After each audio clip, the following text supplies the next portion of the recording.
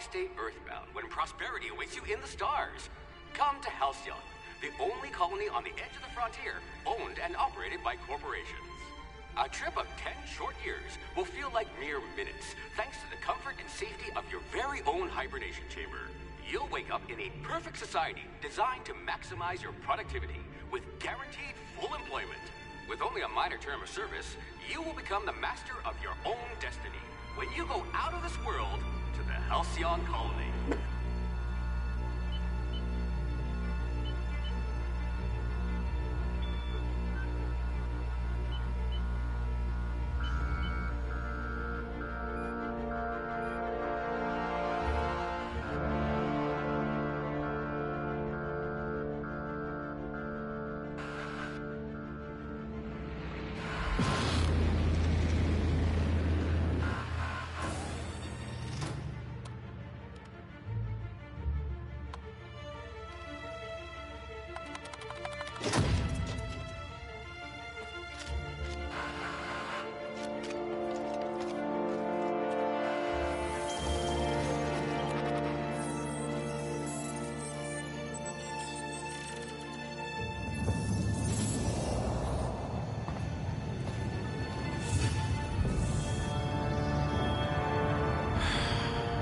Hundreds of thousands of colonists left adrift out here forever, just to keep from damaging the board's bottom line. Disgraceful.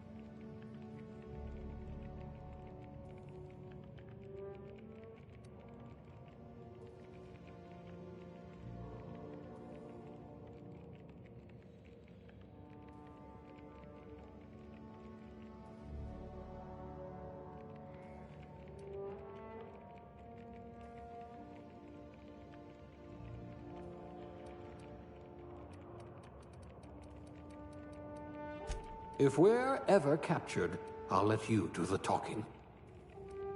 We'll put those marksmanship scores to good use.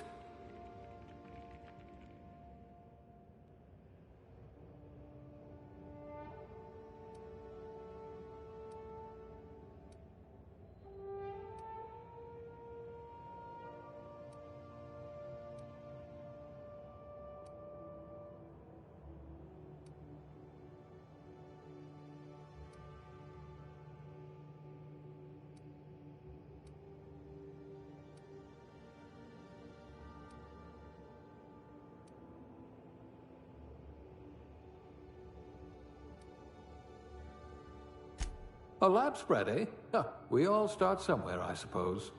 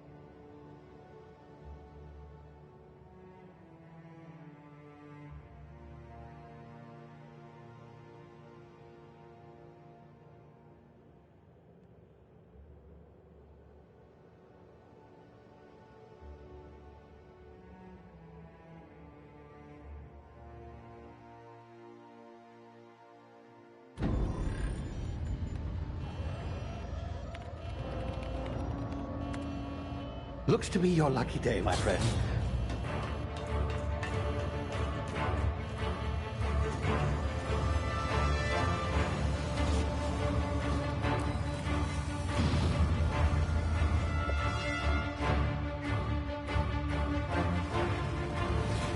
Please power down your engines and prepare to be... Not likely, bootlickers. Initiate skip jump.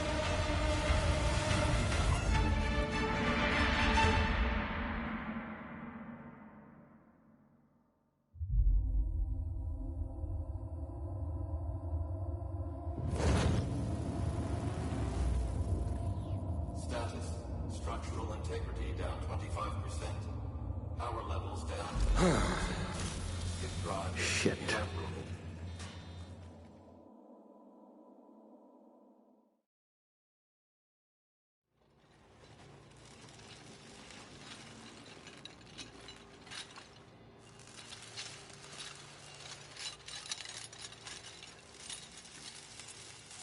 Ah, there you are. Wondering what's going on, eh? Bit of bad news there, I'm afraid. Your colony ship was inexplicably knocked out of skip space and forced to complete its journey at sublight speeds. This means that you and every other colonist on the Hope have been in suspended animation for 70 years, give or take. Normally, reviving someone after so long leads to some quite horrifying results. It's called explosive cell death, but it's really more of a liquefaction. Something wrong? Oh, yes, well, not to worry. I've pumped your body full of a special concoction I devised to keep you from dying so horrifically. Hopefully at all, but I guess we'll see, yes? Unfortunately, I used the last of my chemical supplies saving you. I know it's a lot to ask, but I must have your help securing more if we're to save the rest of your fellow colonists. I'd see it done myself, of course, but the board has a sizable bounty on my head. Now, my ship is inoperative, but I've managed to hire a smuggler to help you out. He'll be... Oh, I see we're in position. Good luck!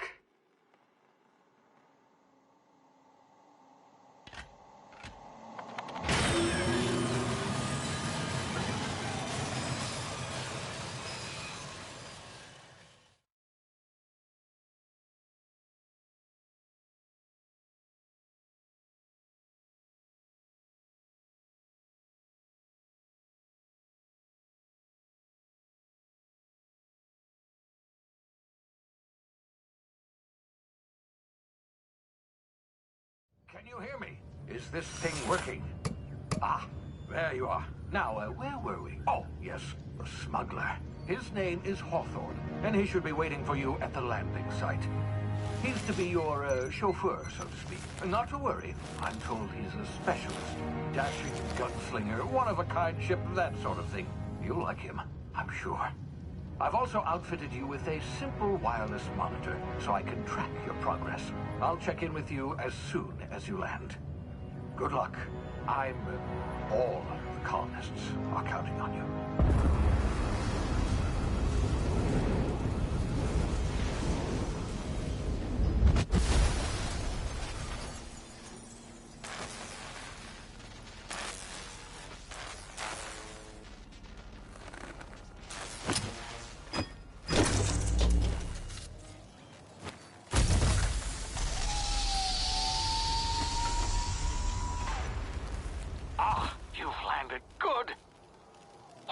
Should be close by. What in law's name? Is that him? Oh, that idiot. I told him to plant the beacon and move away, not stand there holding it. Oh well, no sense in letting his ship go to waste. Hawthorne won't mind you taking his ship. Better you than the board, huh? Not sure I trusted the fellow. Might have gone after the bounty on my head. Shame about the whole squashing thing. Nasty way to go.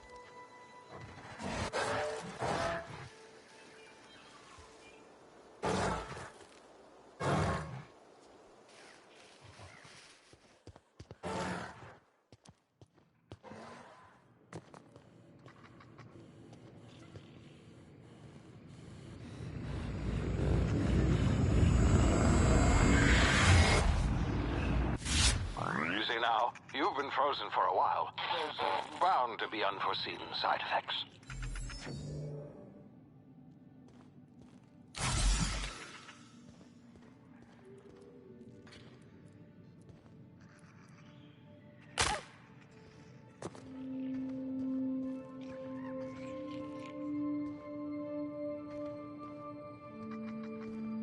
Hey, you, come here. You've tried the best now. Now try the rest. Spacer's choice. Oh, law, that stings.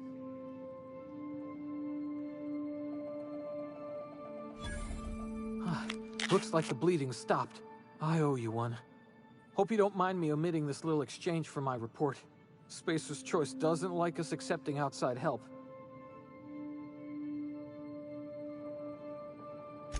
Better, thanks to you. I might have bled out on my own. Or worse, had to go begging the boss for some Adrena time. We were out on patrol. I saw a marauder camp up in the hills. Thought I could take him. Then my gun misfired. Right through my side. I mean, what are the odds of that, right? Just barely scraped by with my life. Crawled in here and blocked off the exit with those canisters. Investigating an illegally grounded ship. All spacecraft must arrive and depart from authorized landing pads. That's board law, that is. Some hullhead grounded their spacecraft out in the open. That's a real good way to attract marauders. See those canisters by the entrance? Marauders come sniffing around in here, and I can take them all out with a single shot. Not bad, huh?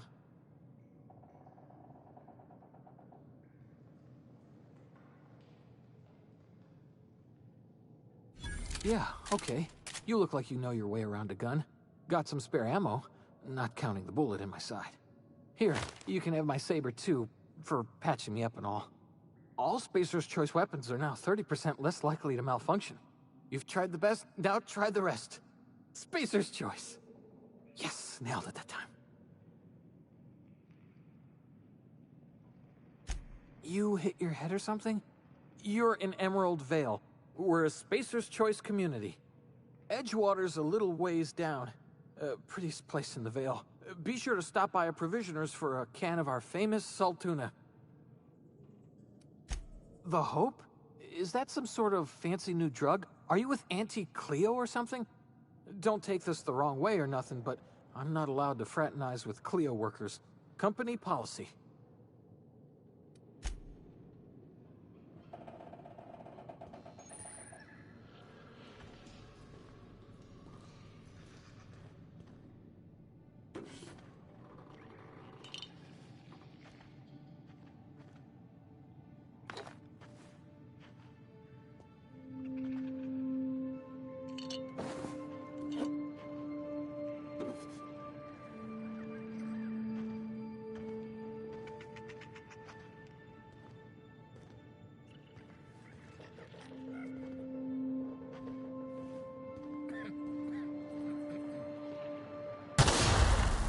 My ears! Oh, what just happened? Can you hear me? What in the... This...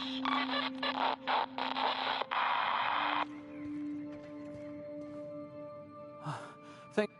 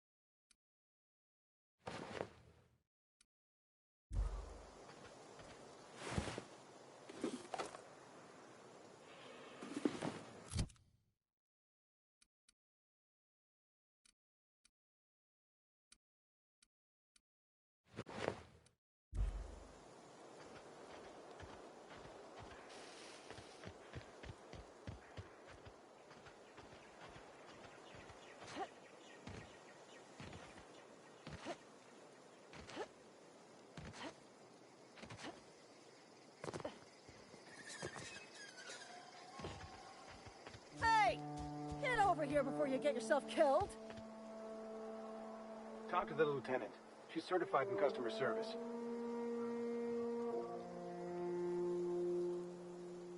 Don't know where you came from, stranger, but you best keep your head down. There's marauders hereabouts, and worse, landing violators.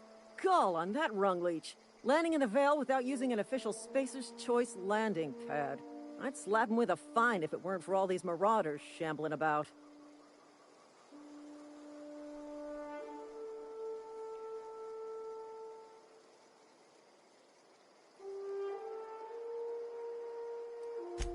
Really? How is he?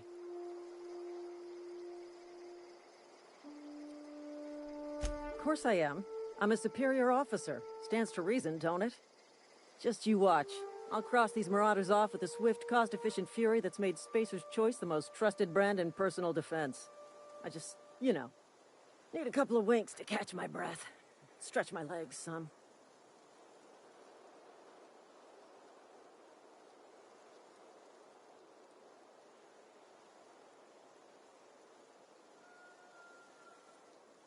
Well, sometimes. Management's real good at cost-benefit analysis. But, seeing as I'm the acting manager in this situation, you know what? You're right. It's time we cross those marauders off, find whoever owns that ship, and file a full report. Then it's gonna be fucking laminated. Here we go.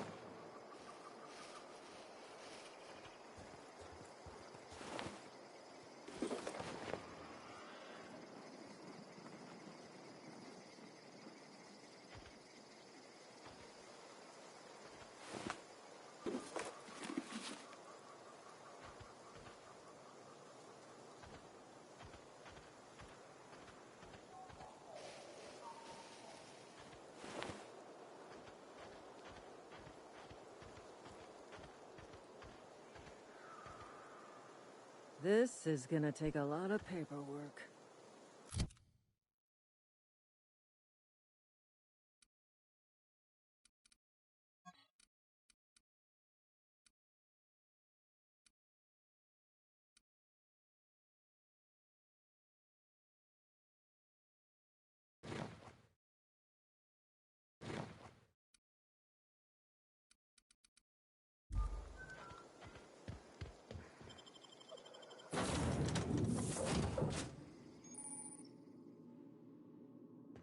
Please be informed that this vessel contains no valuable plunder.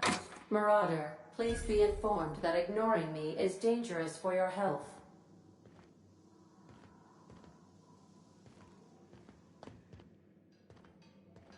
Smile for my surveillance device, Marauder. I am tracking your every move.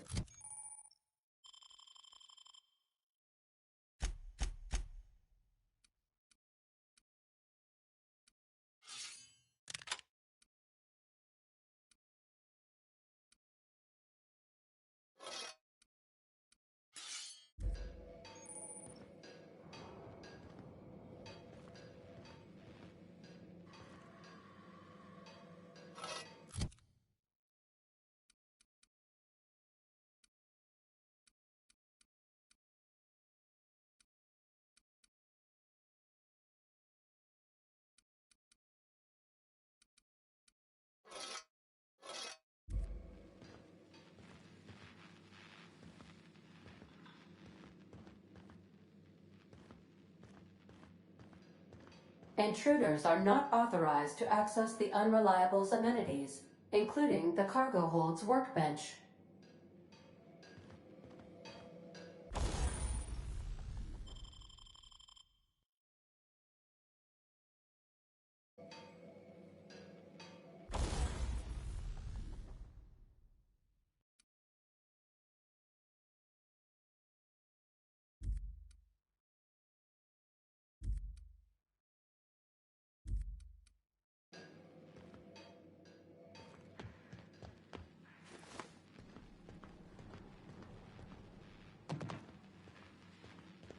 Marauder, please be informed that the engine room contains nothing of value.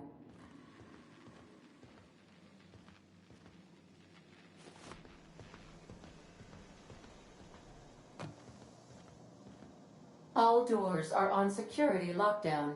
Nice try, Marauder.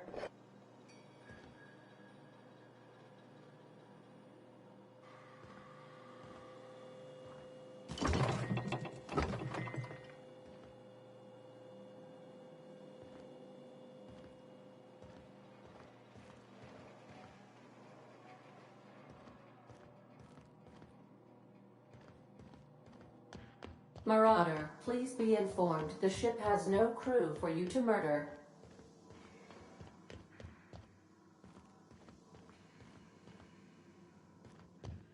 Unauthorized access of spacefaring vessels is a crime. Please submit yourself to the authorities. Hello, Marauder. I am Ada, the autonomous digital astrogator of this vessel. Please be informed that I am authorized to use violent retribution against unwanted solicitors. Please return any misappropriated equipment and exit this vessel in an orderly fashion. Failure to do so will result in your immediate destruction.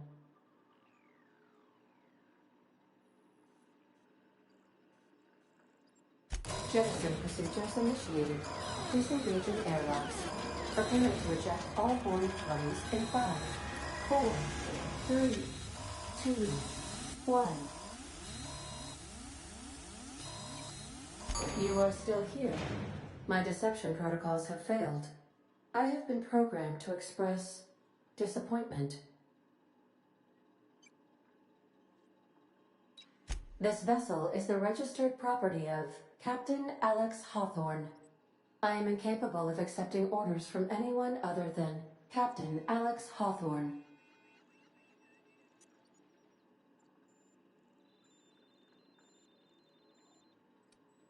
I understand. I will require some time to process this information. Thank you for your patience and for your honesty. I am programmed to take orders exclusively from Captain Hawthorne. If I accept your orders, then you must be Captain Hawthorne. Do you understand?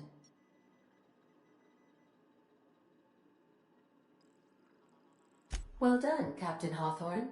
I see your powers of deductive reasoning remain intact. Unfortunately, our engine is currently inoperable. Our main drive suffered a critical power failure, and we were forced to make an emergency landing. The main drive's power regulator has been irreparably damaged and must be replaced. Astutely observed. However, the probability of locating a power regulator within a worker settlement falls within acceptable parameters of certainty. High-capacity power regulators are sometimes employed in the electrical networks of worker settlements. I have taken the liberty of printing you a new Captain's Identity cartridge. Please try not to lose it this time. This cartridge identifies you, Alex Hawthorne, as the registered proprietor and captain of the Unreliable. Do you understand?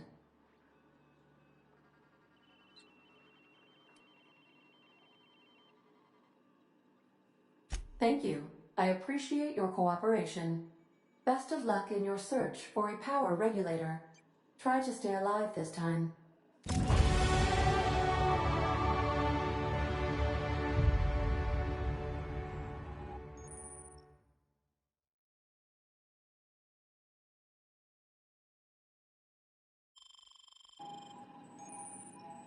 The navigation console is offline at this time, Captain.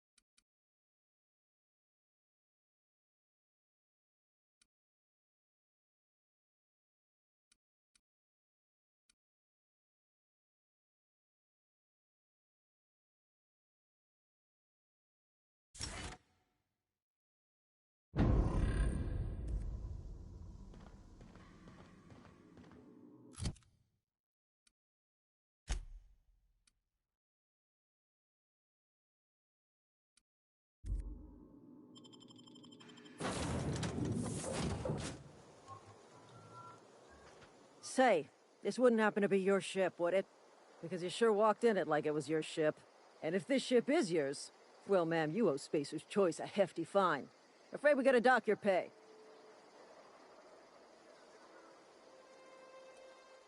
Oh, by the law. I'm so sorry. I had no idea we had an inspector coming. If you'd like to speak with my manager, I'd report to Constable Reyes in Edgewater. Edgewater's not too far. Just follow the road east of here, over past the cemetery. Now, if you'll excuse me, I need to inspect the crime scene before I make my report.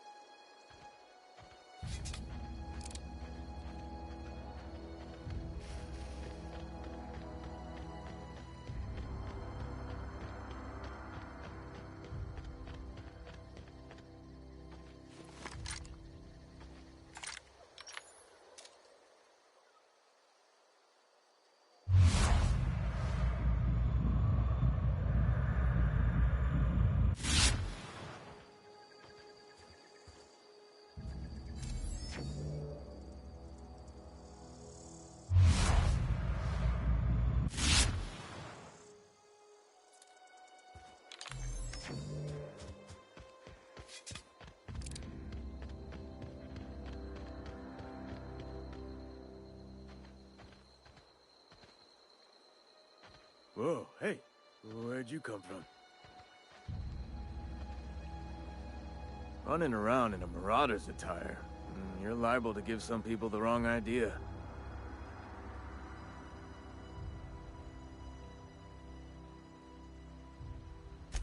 It's in poor taste. Dressing up like a Marauder's disrespectful to all the workers that got eaten by them. Ain't safe out here. You'd best head into town. Avail yourself of Edgewater's high walls. And low prices.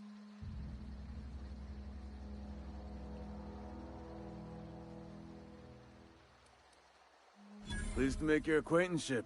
I'd shake your hand, but I've been hauling corpses. You don't want none of that on you. Name's Silas.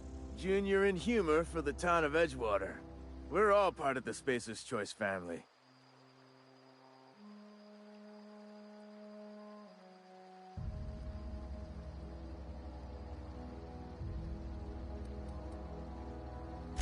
Hey, I earned that fancy title.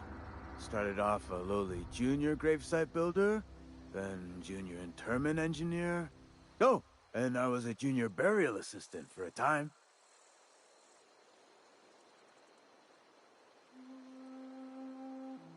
The rate I've been working, I'm bound to earn a promotion. Must be about 50, 60 burials away from associate in humor.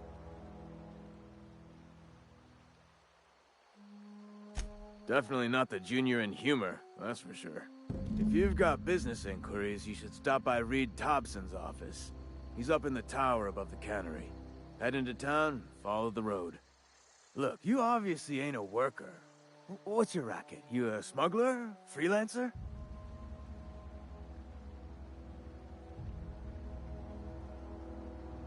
Edgewater is a company town, board-owned and operated. That includes the cemetery. None of us own our gravesites, we rent them from the company. Renting means money. Money means paperwork. Paperwork means signatures.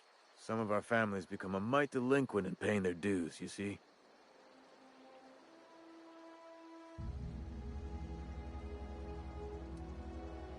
Company policy. If it was up to me, I'd put the whole town 10 feet under, free of charge. Quotas, mostly. Got a backlog of graves to fill. Bodies won't bury themselves, you know? 4 workers still haven't paid up. Phyllis, Conrad, Ludwig, and Martin Abernathy. He's a special case. You may want to twist his arm a little. He just is. Look, I don't want to get into it. Just make sure he pays up. Conrad's got a barbershop in town. Phyllis works at the cannery most hours. Abernathy... I ain't seen him in a few days. His domicile is near the cannery. You'll find him in town. All except Ludwig, that is. He's over by the landing pad.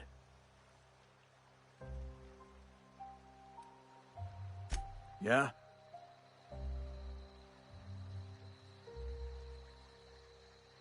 You could look at it that way, I suppose. You could look at us and say, those Edgewater saps lost near every soul to plague. But you'd be wrong. We're survivors. Loyal company folk, brave in the wilds.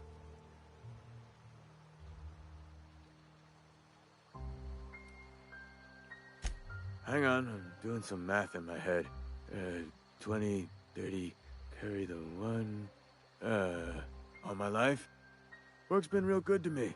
Fresh air, exercise. Only problem's the paperwork. Can't get anybody to pay their gravesite fees. Former people, yeah. Marauder's been raiding my graves, you see. Hence the armed guards.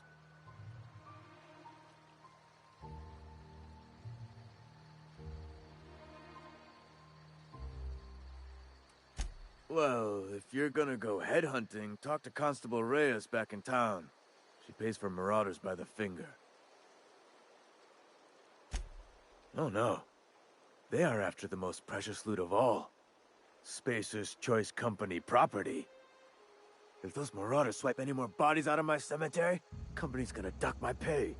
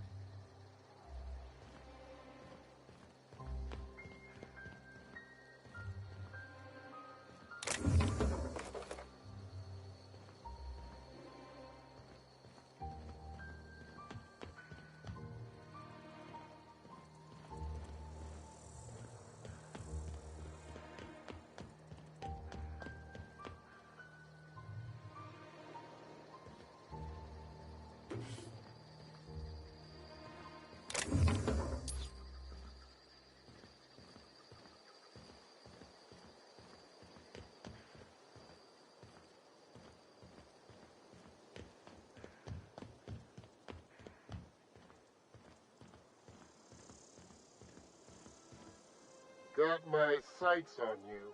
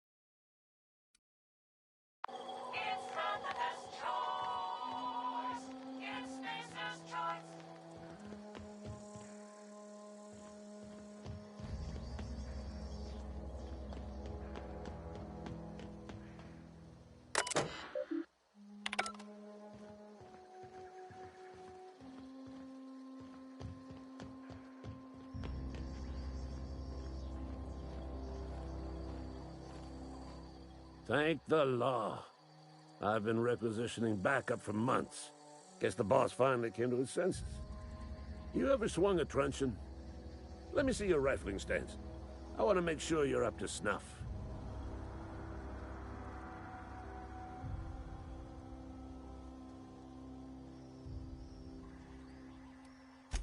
I'm talking about mechanical soldier. Cold, heartless automatons made of iron and lies.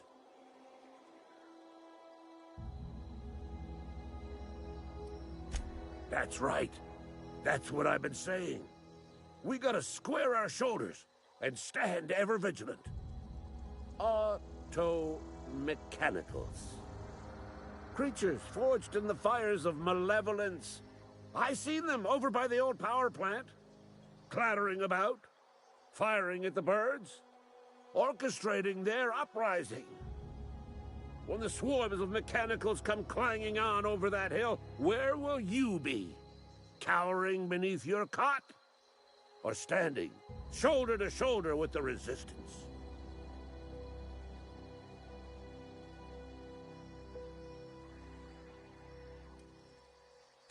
I've been gathering up a war chest over the years. Saw tuna cans, mostly, some Spacer's chaw, few bit cards. I'll reward you for your aid.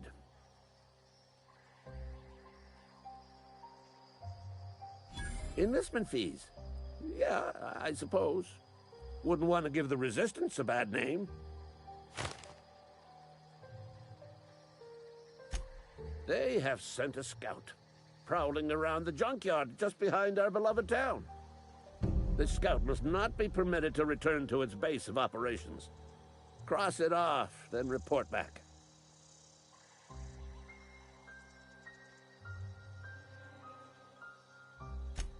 Mechanical's got a weak spot in their midsections. I think the technical term is, the blue glowy square thing. Go on. I'm Ludwig Miller, Associate Security Officer for Transportation. Officially? Unofficially? Strictly between you and me. I am the only thing standing between Edgewater and total annihilation. Go on. You ever seen the way a mechanical just stands there? Just looking at you, scanning you with its murderous oculars.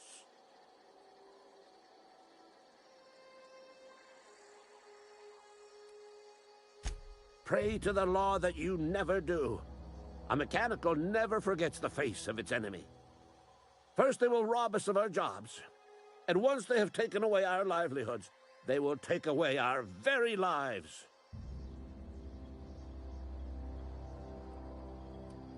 Go on.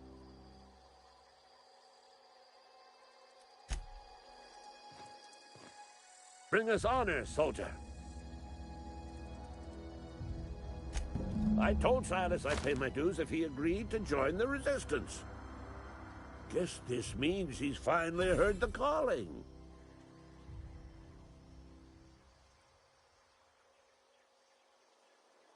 Mechanical repellent! A stroke of inspiration from the law itself. Here, I've been saving up a couple bits for just such a project.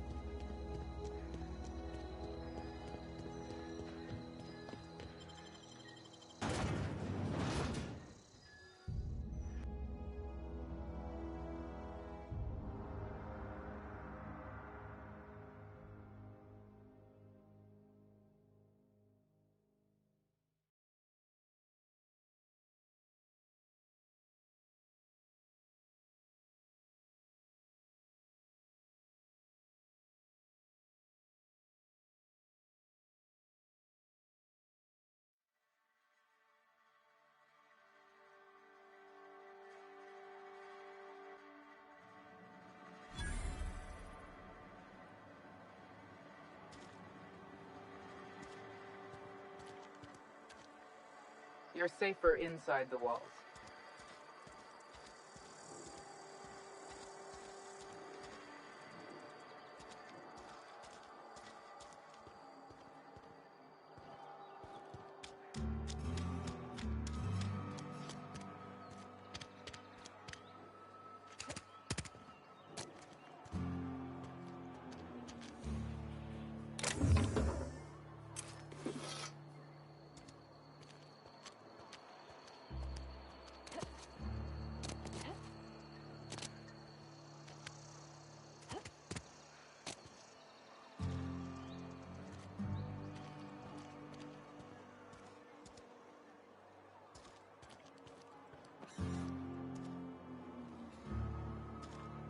Sorry, I'll just be a minute.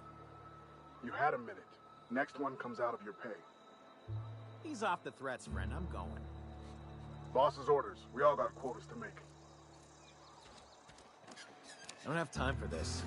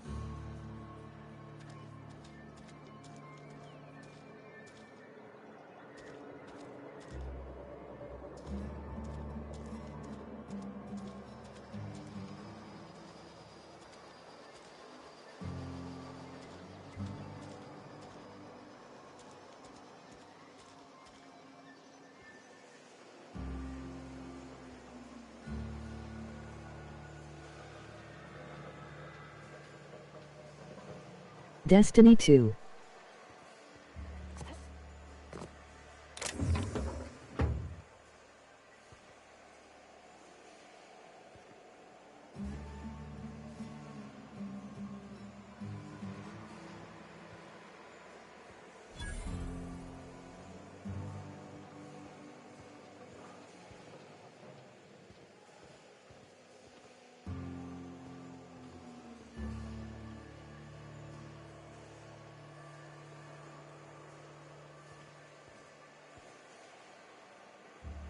How are you? Hey, I saw that.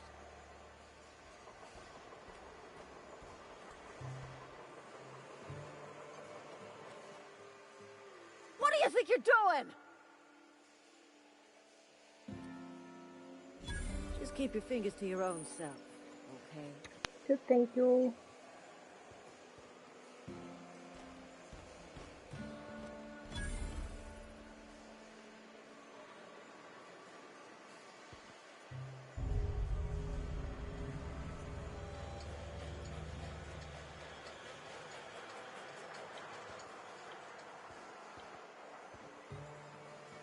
Where'd the other guy go? No idea.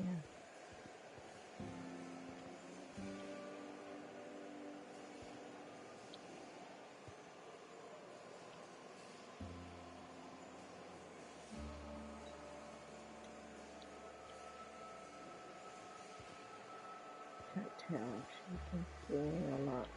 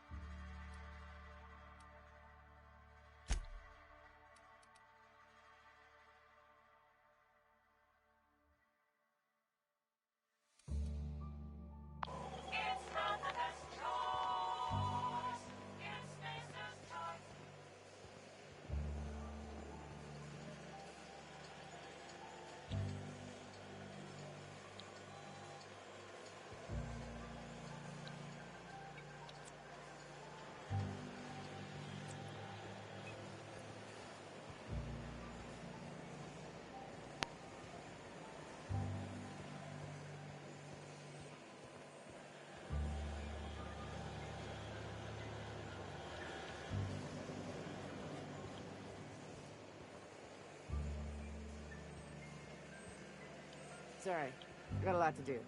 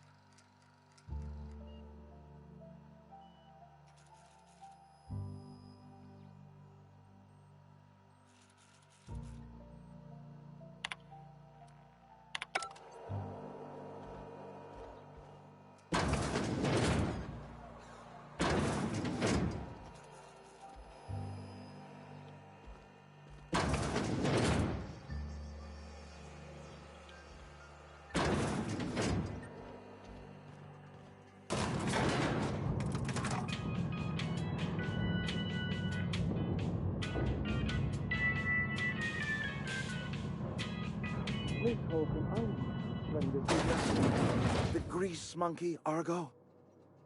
I'm sorry, Mr. Thompson, sir. You asked why it's taking so long to fix. The answer's technical. Don't apologize. Just try using small words for me. The cans bust open in the oven because she's set to cook saltuna, which isn't what we've got. Mr. Thompson? I think there's someone here to see you. Focus, Miss Holcomb. You and I are still talking. Let's start over. Walk me through the process. Show me where it's going awry. Well, sure. It's, mostly on account of what we're feeding into the mechanism. It puts food in cans. We have food, we have cans. Why won't it work like we need? She's expecting saltuna of a certain size. We're filling the cans with, well, not fish.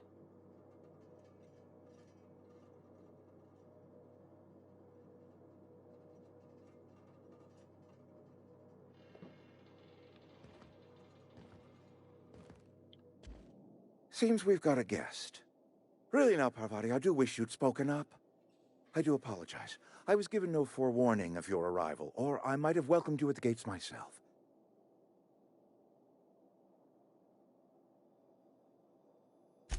I'm Reed Thompson, Outpost Administrator. I cannot help but notice you are not in uniform.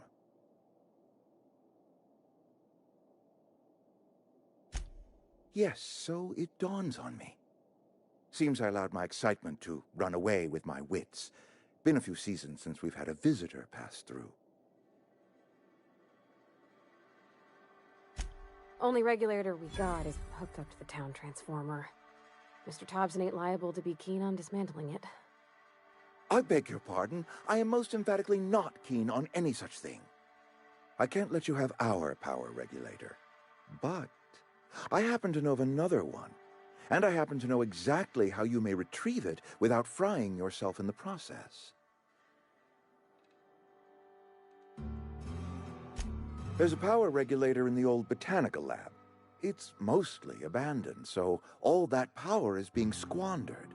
Go down to the geothermal plant. Reroute power from the botanical district over to us. Once their power's shut down, you can have their regulator and be along on your way. I was not entirely sure how to tell you this. The botanical labs are not legally inhabited, but there are people who live there.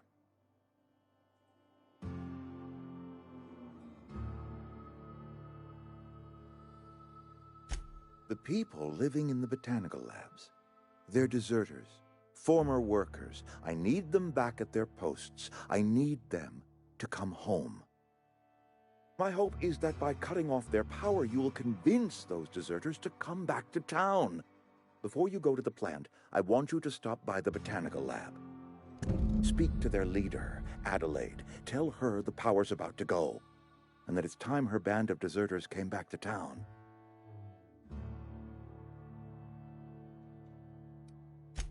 Adelaide's older than the other deserters. She's dignified, kindly. From what I understand, her camp looks to her for leadership.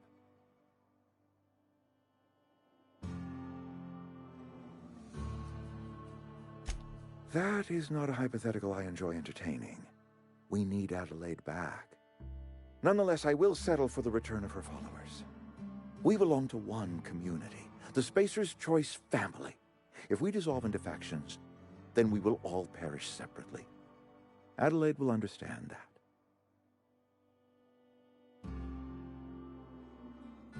My dad told me all about the plant. Taught me all he knew. I could come in useful. I mean, if that's all right with you, Mr. Thompson. Sir. I hesitate to part ways with Miss Holcomb, but I cannot deny that she is talented and may prove useful to you. You will need an administrative passcode in order to enter the plant. I am trusting you with mine, and trusting Miss Holcomb to guide you if you'd like. Great! I got my wrenches and diagnosticators and hairpins and engine tape, so I'm all set. Well, I am glad to hear that. Best of luck to you, and thank you again for your help. It is a lot to ask of a stranger, I know.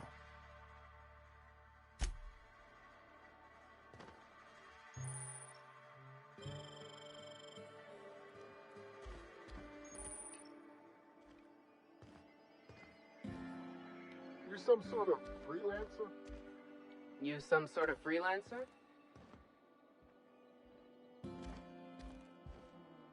If you could see your way to getting us our power back, I'd appreciate it. Go ahead.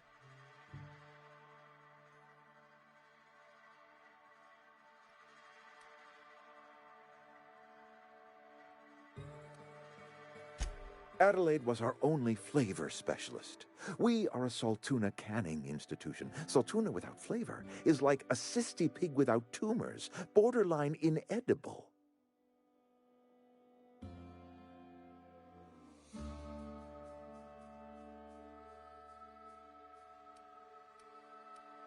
Were it up to me, friend, I'd stack our larders with Saltuna galore. No other brand of Saltuna adds as much vim or vigor to the body's humors.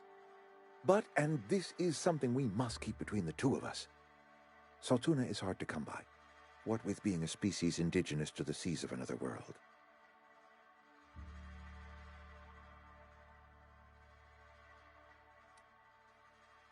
You mean you don't know? Why, Monarch, of course. Spacer's Choice ran a mighty fishing enterprise on that world. As it so turns out, Saltuna do not take as readily to the waters of Terra 2. Scrawnier than their Monarch cousins, forces us to pack our cans with additives, you see. Oh, we've scavenged together some organic material from the surrounding environs. Mostly organic, mostly local mushrooms. Some of which possess a texture akin to a well-boiled slab of Saltuna. The difference is all but impossible to detect to any but the prissiest of palate. Go ahead.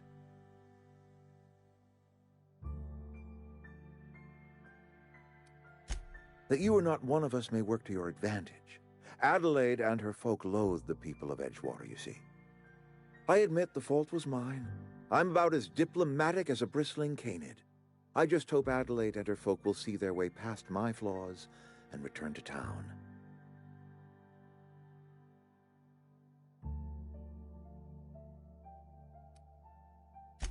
Scripture tells us we all have our purpose in the world.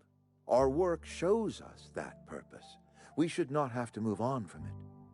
Yes, we have lost good workers to desertion. We have lost even more to plague. But it is why we must square our shoulders and carry on. Losing Adelaide was the hardest. She was our only flavor specialist. When she walked away, I knew we were in trouble. Spacer's Choice Saltuna is renowned across the system for its quality flavors and additives. We used to sell citrus-flavored Saltuna in our heyday. Ever since Adelaide left, we have been reduced to selling unflavored and spearmint. Go ahead. It is my job to keep two eyes on my town. I am the steward of this place, and this is my watch post.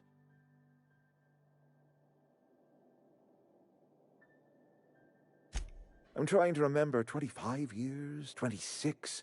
When you get to my age, the years just rush by. You stop counting altogether. I remember looking out this window and seeing the Veils spread out from horizon to horizon. We were a sprawling town. We were booming. Times change, people change, but the Veil will always be here. Spacer's Choice will always be here. Our work won't ever end. I take comfort in that.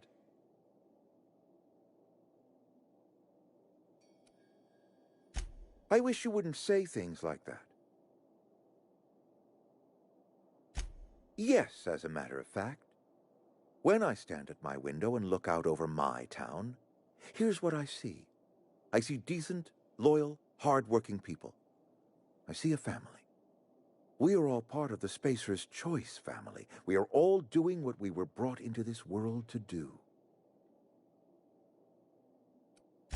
This is a Spacer's Choice town. We're all part of the Spacer's Choice family here. The company keeps us warm, keeps us fed, keeps us working. Loyalty's got nothing to do with it, friend. This is good old-fashioned gratitude. Go ahead. Can we not? Talking about unpleasant things always gets my bile up.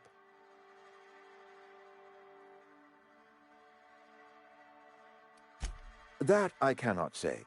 There was no moment when the plagues began. Disease always lurks on the fringes of society, waiting to infect the idle and the lethargic. But in the last 10 years, the plagues have become progressively worse and increasingly frequent.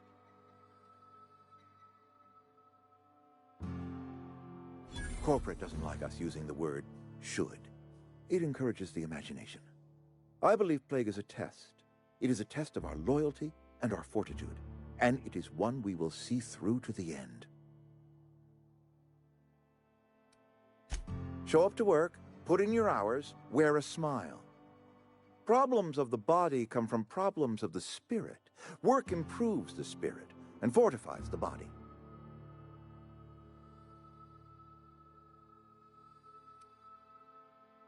And where do you suggest we find this magical panacea? Can we pan for medicine in the stream? Medicine is a rare and precious commodity.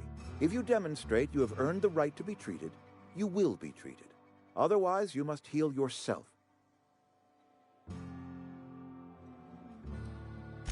If I had enough medicine to treat everyone who fell sick, I would, but I don't. I can't save everyone. So I have to choose. It is not easy for me, and the moment it becomes easy is the moment I am no longer fit to serve. Spacer's Choice is a family, and the survival of the family is more important than the survival of the individual.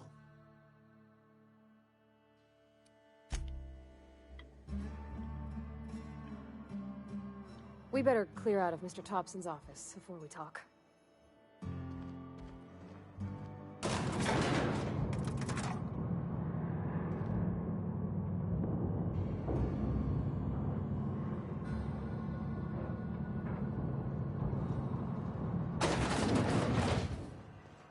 Hey, ma'am, can we talk? Sorry. You just want to get out of here. And you likely don't want to tag along like me. It's just, Mr. Thompson has his own view on matters, on account of it's his job and what all, but that's not the only side of the tale.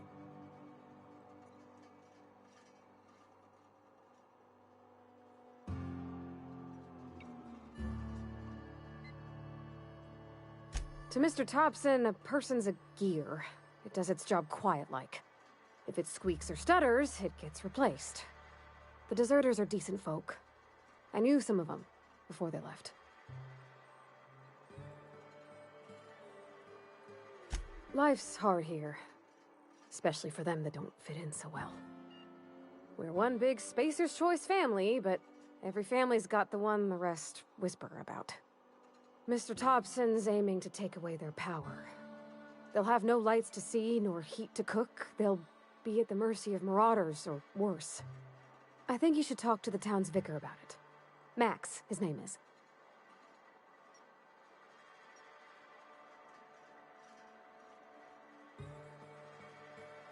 Thanks, ma'am. I just think when you gotta make a decision that'll hurt somebody, it's best to think on the right and wrong of it. That's what my dad used to say anyways. Something you need? That's on account of how I never met her.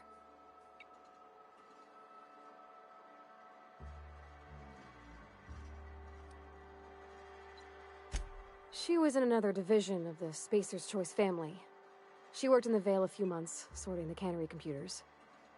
Her contract said any kids she had, expected or not, belonged to her office from the time of conception. So when I was born, I got sent here.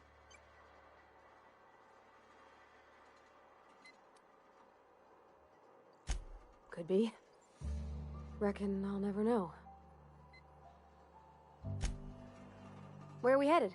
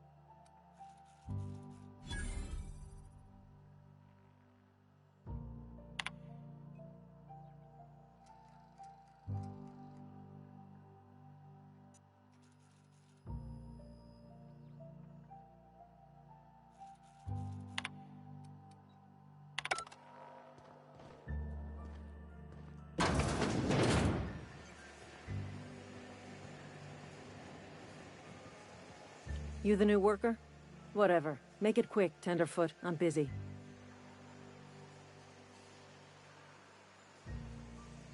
Foreman Granger.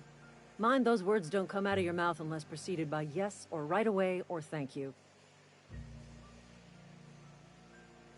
Shit. Silas still on about that? Here, take the fees. I'd appreciate it if you didn't tell Reed I was late on my payment. Because they're not my fees and not my gravesite. Guy I worked with shot himself. I paid the bill.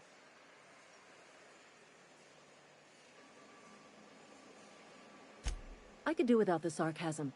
Wasn't acting out of the goodness of my heart.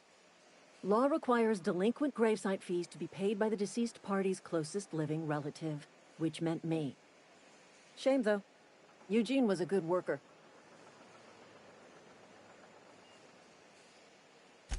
Woke up one morning and put a round through his upper story. Can't imagine why. The kid was doing all right at his desk. We all thought he was an upstanding receptionist. Just between the two of us, I'm pretty shocked his weapon didn't misfire. Spacer's Choice handguns aren't the most reliable.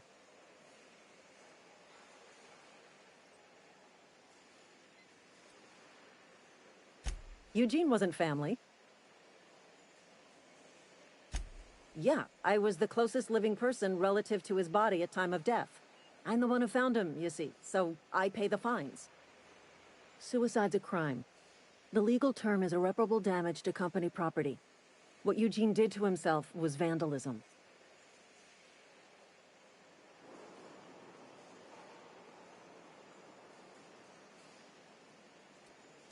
When one of your workers commits a crime, the entire town pays for it.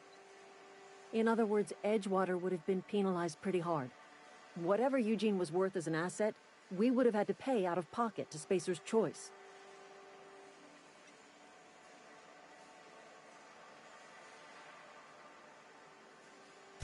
Well, excuse you.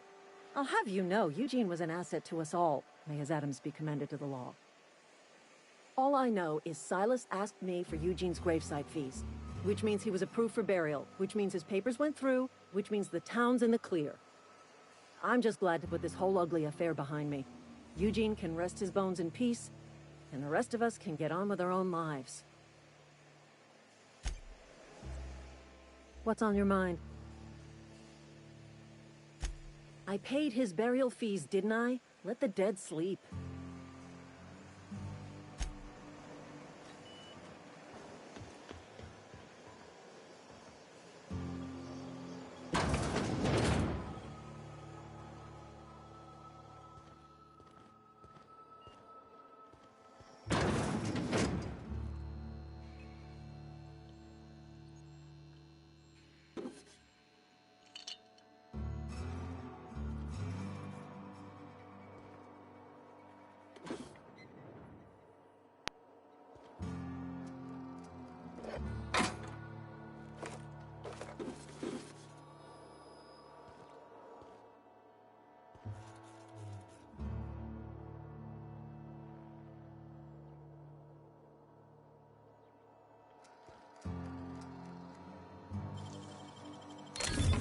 You're fast.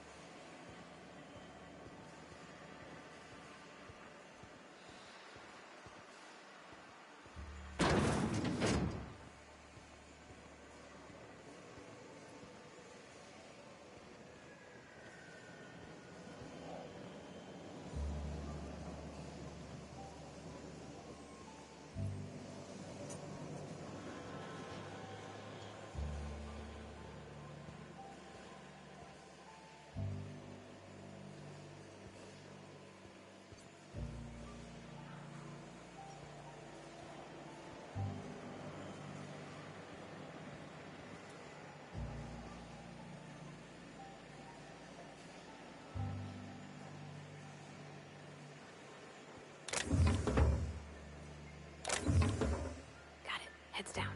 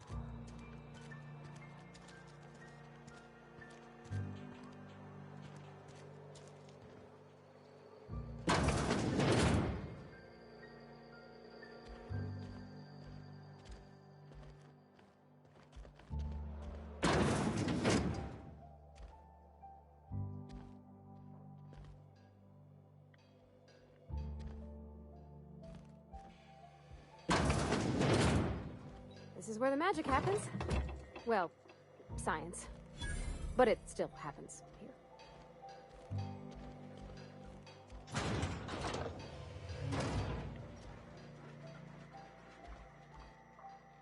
Hey, that's... I mean, if you need it, okay.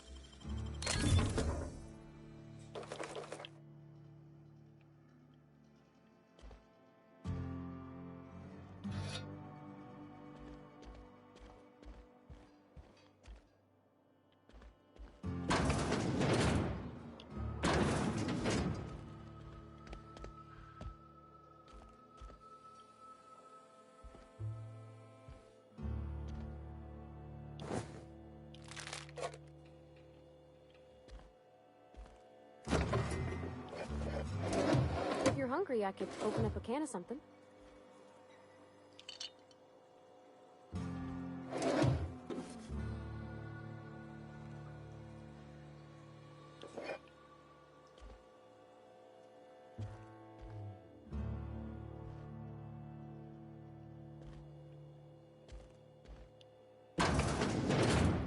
My dad's... It's an office. Just my office. Wow.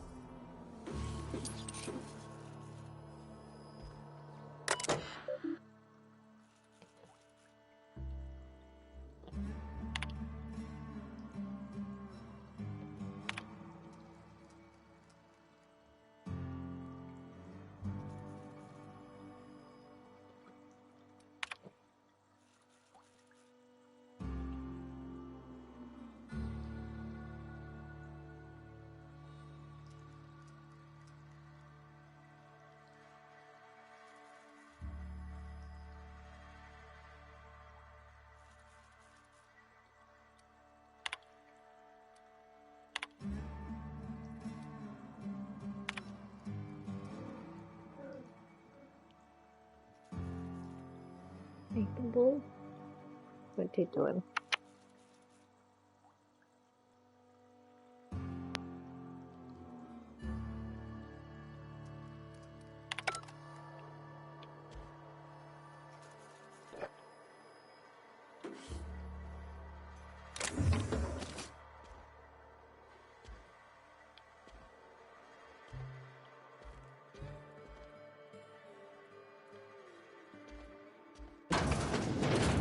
Oh, you like flowers? I can't find many kinds around here.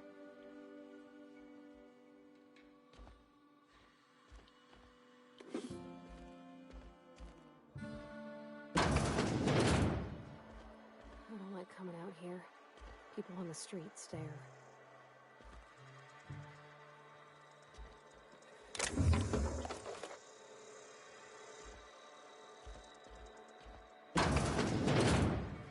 If you need to go, I'll wait outside.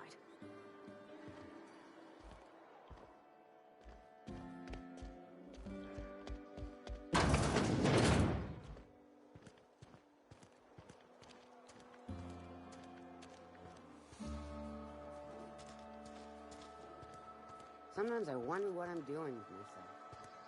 At least you got your health.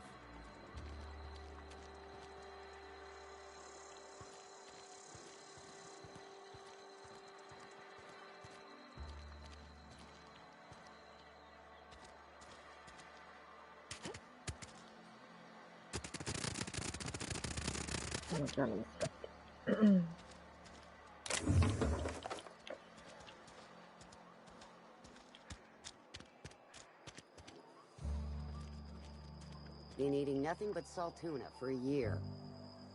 We should keep our voices down. We don't get a lot of visitors.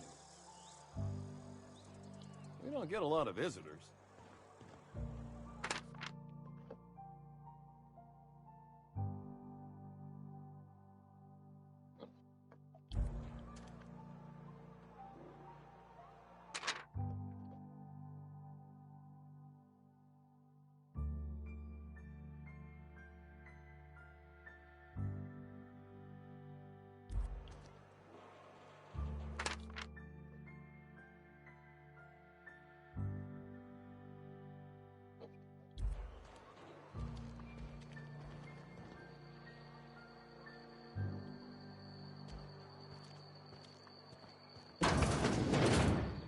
I've never actually been in here. Seemed scary from the outside.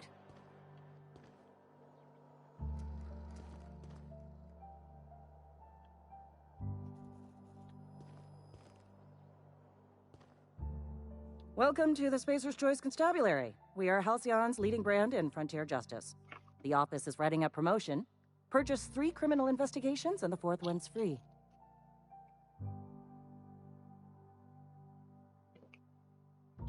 As a Spacer's Choice Constable, I am authorized to grant you legal authority toward apprehending wanted criminals. Know how to carry yourself in a fight? I've got bounties out for these 3 marauders. Cross them off and bring me their fingers. Just 1 per marauder, please. I'll dust off the old fingerprint roller. As long as your questions fall within the acceptable margins of curiosity. His likeness decorates many a wanted poster. Do you have any relevant information about this individual?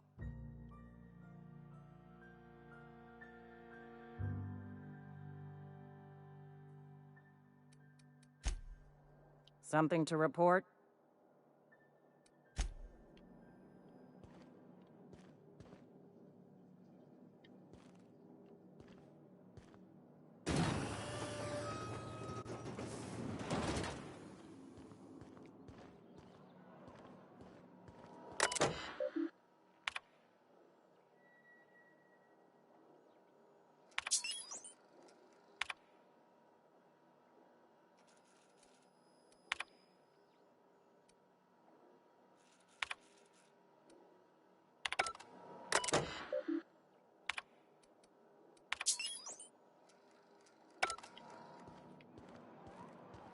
Wish we had some better rations.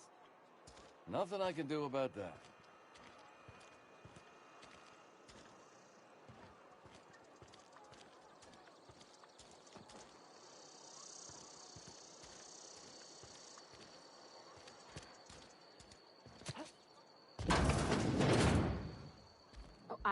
own hair.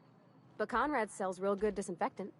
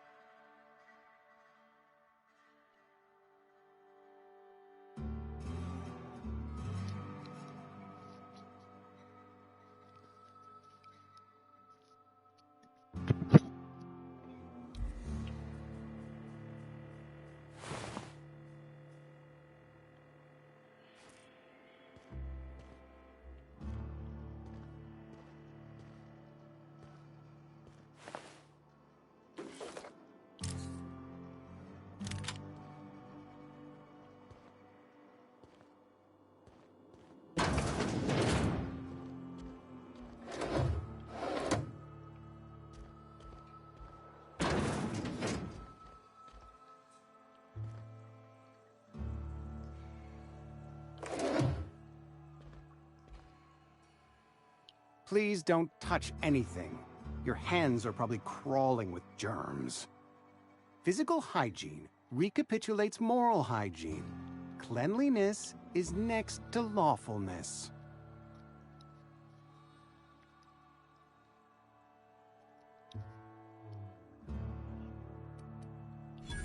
No, thank you. That's quite all right. I've seen enough body parts in my line of work.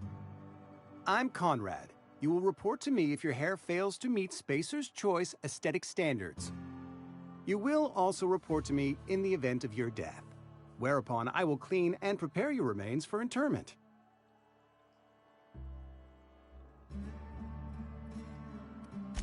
Burial, in the unfortunate event of a fatality. It's what a barber does. We make you presentable.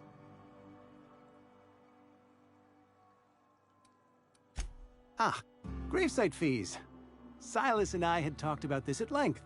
I thought I'd made it clear my pecuniary situation precludes the necessary restitutions. As broke as pie crust, friend. Bidless, indigent, destitute. I simply cannot afford it. I am a blemish on the prosperity of our fair settlement. When I expire, I expect Silas to toss my body into a ditch.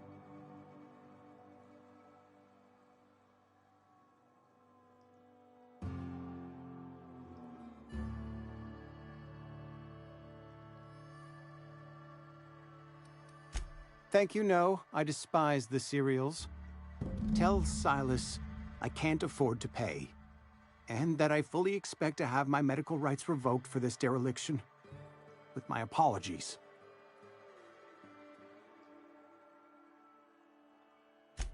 Some time ago, I fell ill with the plague.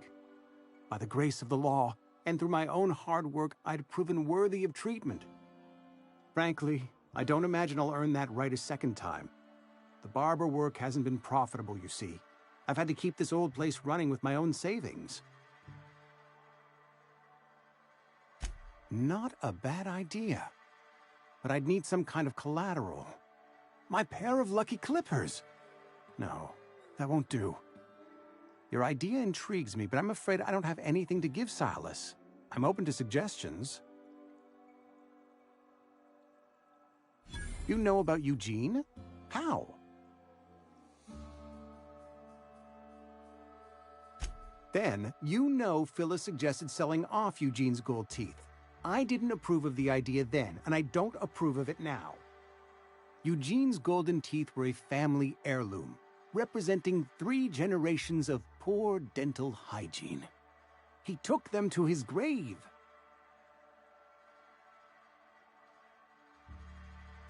That's unthinkable.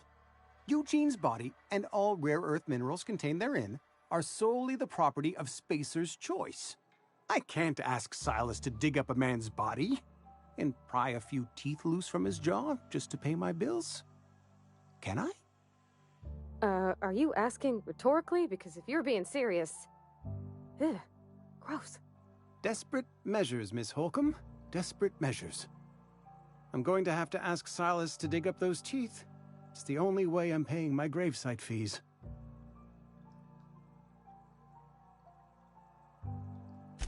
I'm sure that I have no other choice. Here you are. Gravesite papers affixed with my signature and an IOU.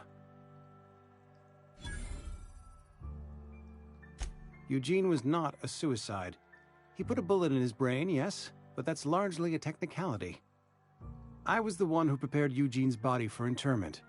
I discovered symptoms of the plague on his corpse, and I discovered medicine in his pocket.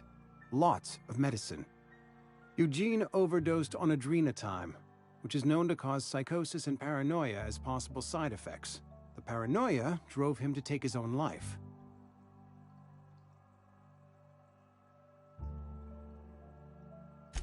It's a miracle of bureaucracy. If Eugene's death were filed as a suicide, we'd all pay the price for his crime. We can all thank our lucky stars that young Eugene was hopped up on medication and suffered its predictable side effect. I included it all in my official report. I'd like to think I saved Edgewater a great deal of money. We never could have paid the fines associated with a suicide. What can I do for you?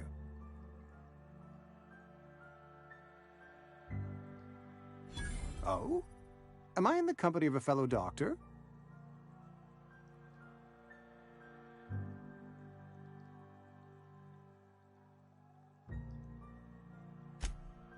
I am a Spacer's Choice certified surgeon, and if you must know, I can stitch a severed thumb with a 58% chance of avoiding gangrene. Go ahead. Edgewater has been good to me. I consider myself privileged to work here. I am never wanting for work, not since the plague started. The plague's come at us with a vengeance this year. Lost 6 workers in as many months. I wouldn't call them good workers, mind you. If they were any good, they'd have been treated. Still, it is a shame. Fever, chills, fatigue, aching, vomiting, an excess of phlegm, a tendency towards belly aching.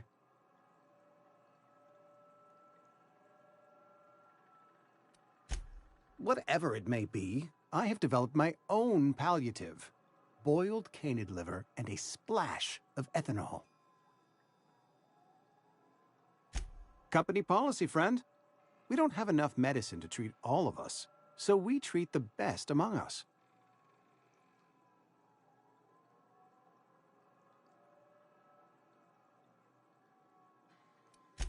Mr. Thompson's brainchild. Have you met him yet? Thoughtful-looking fellow, stares out of his office most hours.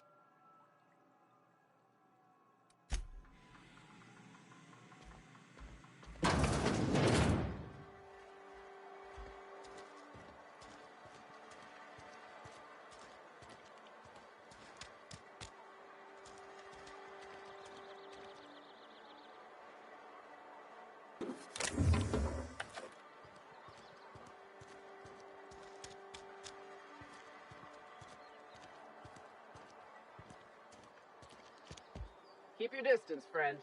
Sick house is no place for a traveler.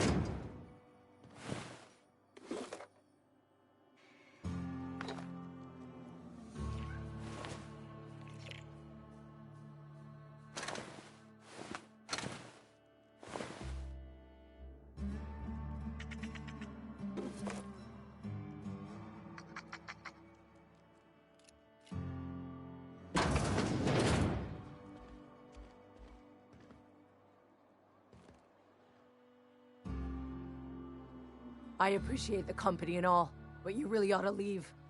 You don't want to be seen around me. Because I'm sick. You don't want to associate with people in the sick house. We're not worth your time. I'm in about as much trouble as I can be. No reason you ought to be tarnished by association. People are gonna talk.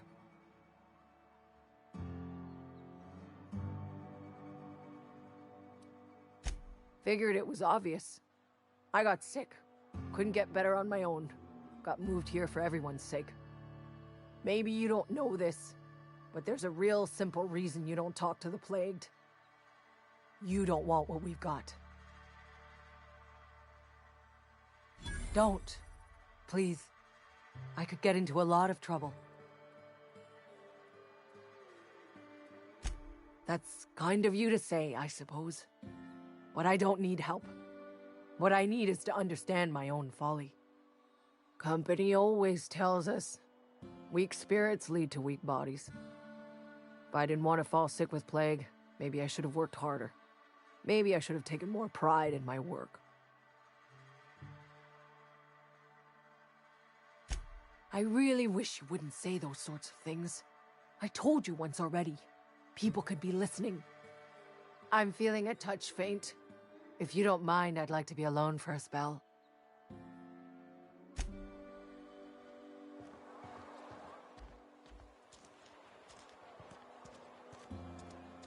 Had your rations yet? Yep. 2 whole cans of salt tuna. Carry on. Staying long?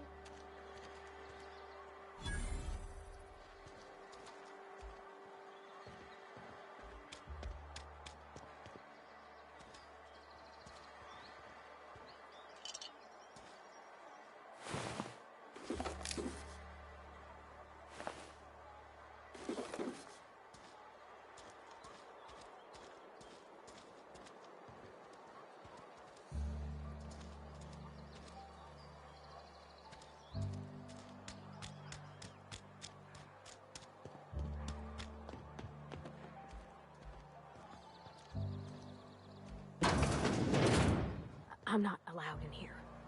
Not since the vending machine incident. Holcomb, got my eye on you, girl.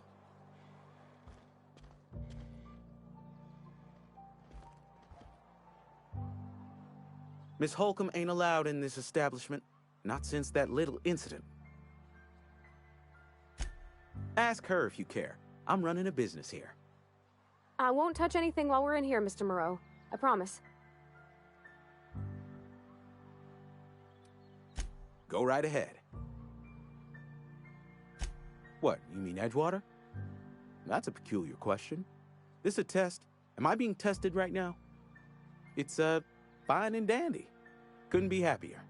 Wouldn't want to spend my life working anywhere else. Prettiest little town on Terra 2.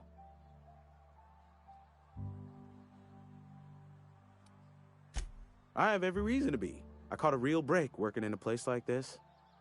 I don't get paid for banter. Was there something you needed? Go right ahead.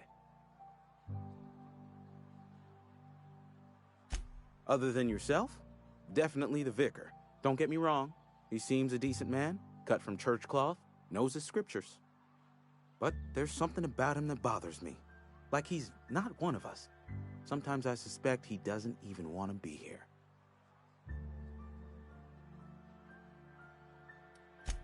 Amelia. Definitely Amelia Kim. I advise against stepping foot in her drinking establishment altogether. Word is, they're gonna replace her with an auto-mechanical barkeep. She's... what's the word? Obsolete. You don't want to associate yourself with that kind of person.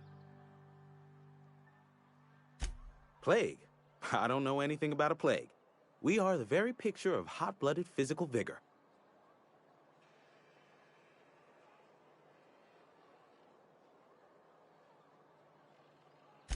I take umbrage with your choice of phrase. We ain't sick, we're rugged.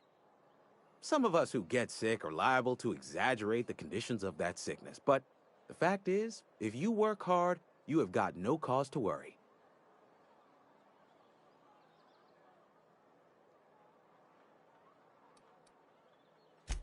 Spacer's Choice is built on love. And like any real love, it is cold and tough when needs must. Medical treatment is commensurate with our value to society. Spacer's Choice will dispense medicine for the indispensable worker. Natural selection at work. Then the hand of medical science will not grace you with its touch, and you must recover on the virtue of your own grit. Listen, you mind if we talk about something else? Rambling about company policy gets me feeling all lightheaded. Music to my ears.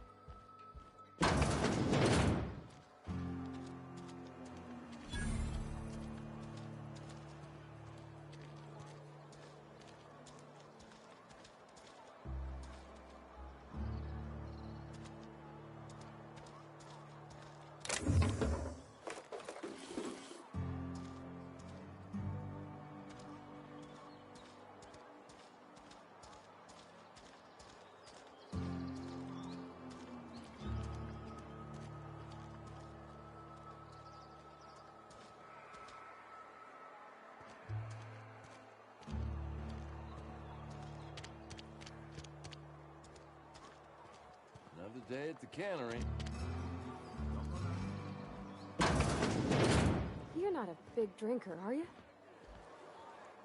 You read the latest report? Only the part that said we ain't making our quotas. If only McDevitt's folk hadn't abandoned us, cannery could use those extra hands. Nothing we can do about that. Sure there is. We can have another zero-G.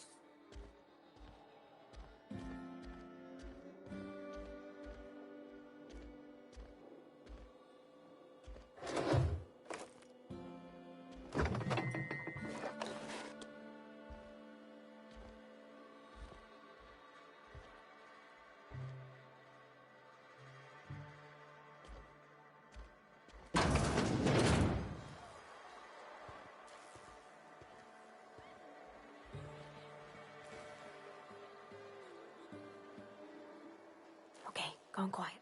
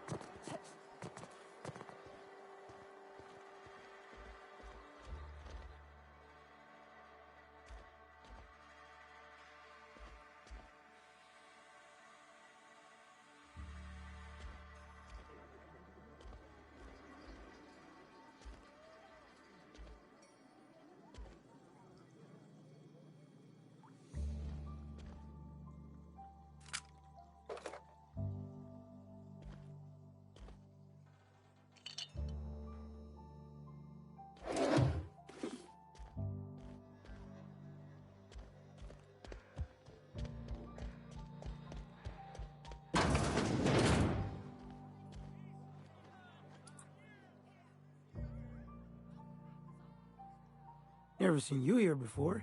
You a visitor? Welcome. On behalf of the Spacer's Choice family, let me welcome you to, where am I again?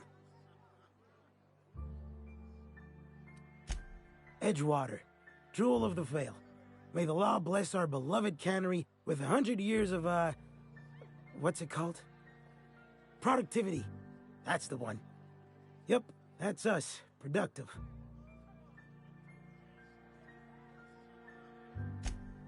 Oh, it's fine. I'm only on my 3rd bottle. I don't start heaving up my guts as long as I can count to 3. Company lets me imbibe as much zero-G brew as I can afford. Even gave me a discount on account of my injury. You jealous yet? Yep. Got my mid stuck in a rotor wheel. Shredded my wrist up real good. Conrad went and sewed up my hand, but I couldn't do much about the pain. Boss was real generous to me, though. Got myself a 5% discount on zero-G brew. After the 2nd bottle, the only pain I feel is emotional.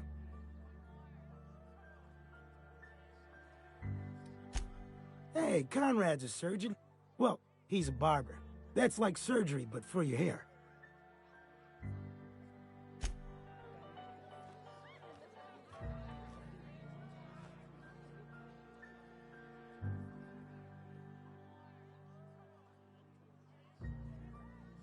Hey, it's the visit. Numb to the bone thanks to zero-G brew. Zero-G brew. It's an ale that's good for what ails you.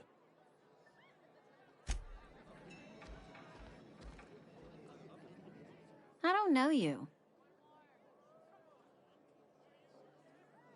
Uh-huh. The Unreliable, you say? Never heard of any company supply ship with that particular name. I don't know what you're about, but this here's a Spacer's Choice drinking establishment. We're all loyal, hard-working company folk here.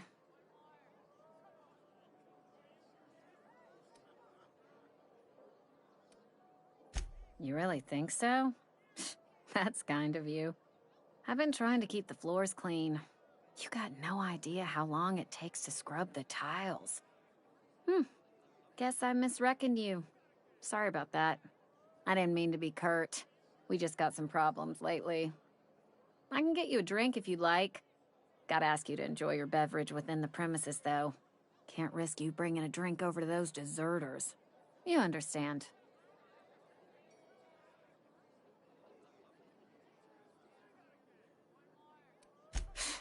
Traitors. The lot of them.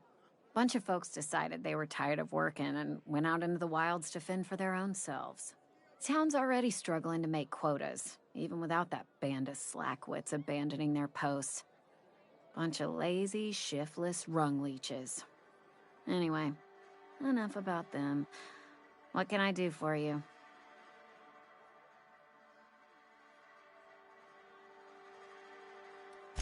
Go ahead.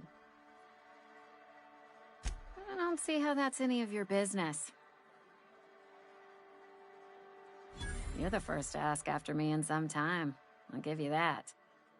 But I don't have a story to share. My family's worked Spacer's Choice for 2 generations, and I've lived in Edgewater just about all my life. Wanted to work in the sciences once upon a time.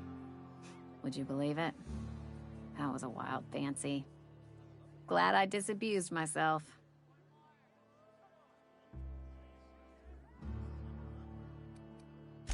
What happened, you ask? What always happens when you're dreaming. I woke up. I just didn't have the brains for it. Asked too many questions. Wasn't suited to the work. So I did the right thing and worked the life I was always meant to live. Now that I'm behind a bar, I can ask all the questions I want. Important ones. Like, when are you gonna pay your tab? And would you like another round of cold, refreshing zero-G?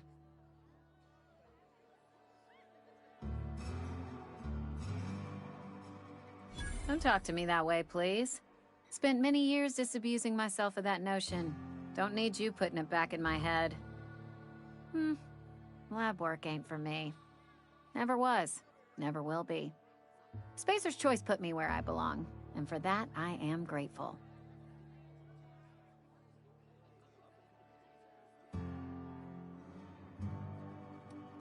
What's wrong with that?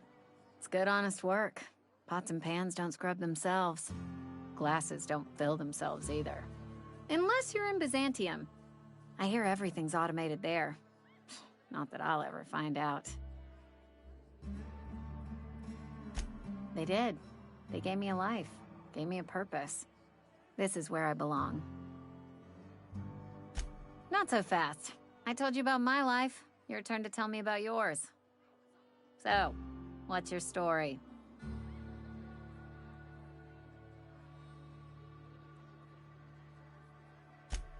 That right? Prove it.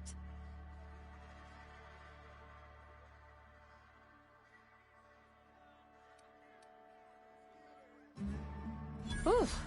You knocked your head in the cannery, didn't you? Injuries come out of everyone's pay.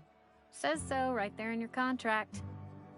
So, you want to tell me what your story really is?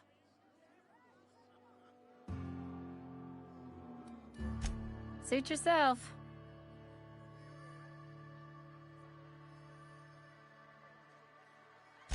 Coming right up.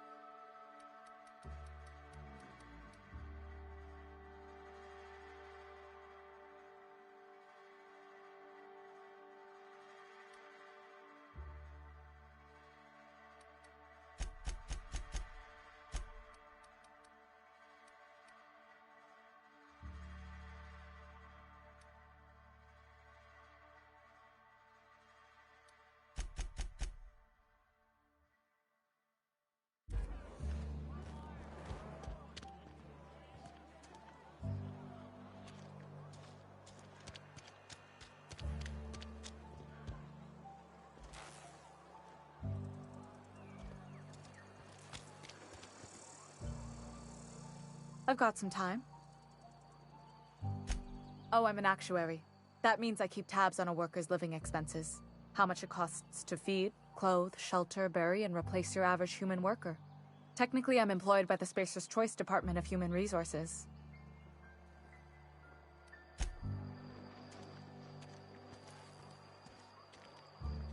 Yes, Mr. Thompson. I'm fine, Mr. Thompson. Never been healthier.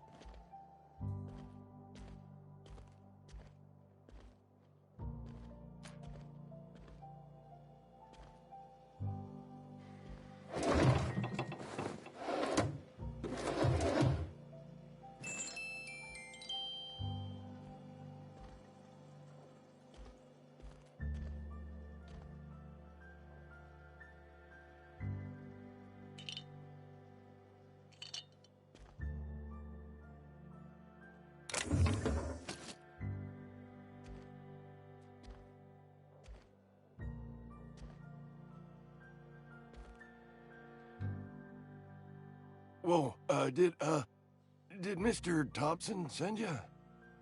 Well, you tell Mr. Thompson I'll be right at my post. Tomorrow. Bright and early tomorrow. Because I'm definitely not plagued. As spry as a spring chicken. That's old Abernathy.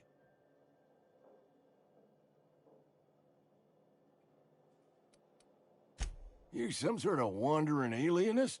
Walking into a man's own domicile, pestering him about his mental state?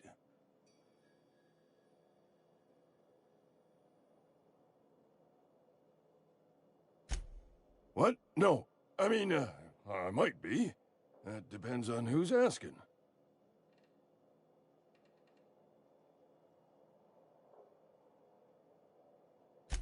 Silas knows, doesn't he? That's why he sent you. That's why he wants me to pay up. He knows.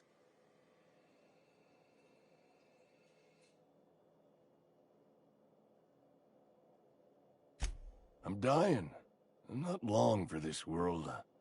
The date of my expiration is fast approaching, and soon I shall be ushered through the great cannery in the skies. Don't say that, Mr. Abernathy. You still got a couple decades in you. I'd steer clear, Ms. Holcomb. My affliction's bound to be contagious. It's plague. Has to be. Silas knows. He knows I got one foot in my grave, and now he wants to charge me for the other one.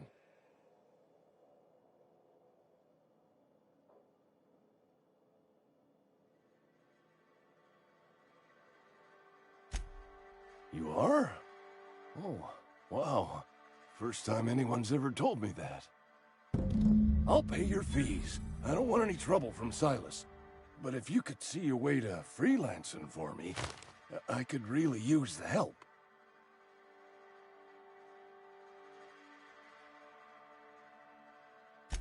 There's a cache of anthracillin tucked away in the old community center. Powerful stuff. Stronger than what we got, anyway. I need you to break in, nab that medicine, and bring it back to me.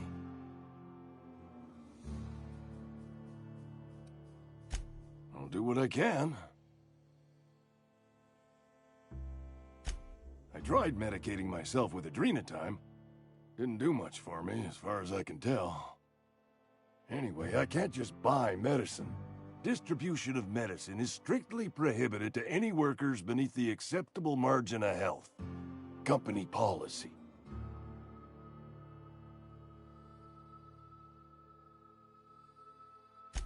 More like the company won't treat me because I'm not healthy enough. You will not find any guards within sight of that old place. Marauders, on the other hand. I have it on good authority. There's a gang of them squatting there. I advise stepping softly. So you'll do it then? You oblige me with your haste. I think I feel the plague spreading. Oh, Lord, it's in my spleen now. I can feel it.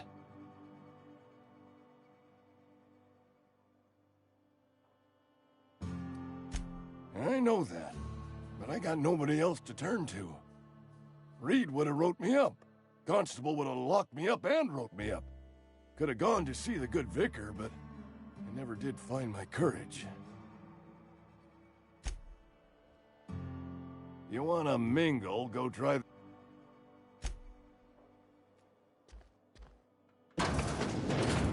You're making a mistake working for Abernathy. Excuse me. I'm Esther Blaine, Spacer's Choice Actuary. I overheard your talk with Abernathy. I hope you're not thinking about getting him that medicine. Abernathy is a well-known hypochondriac. Anthracillin is wasted on him. You're better off selling it to me instead.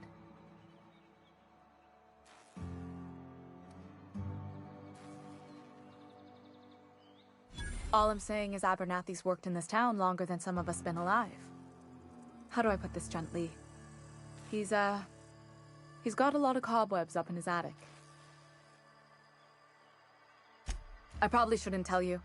Don't want you implicated for what I'm trying to do. Alright, here's a summary. A lot of sick people in this town, and we don't have the medicine to treat them all. Can't reach out to corporate without crossing a river of red tape, so I'm reaching out to you.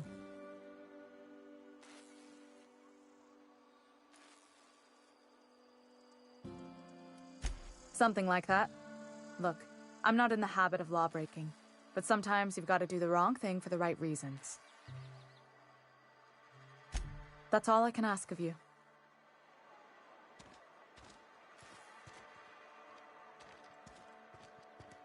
I've been feeling pretty low these days.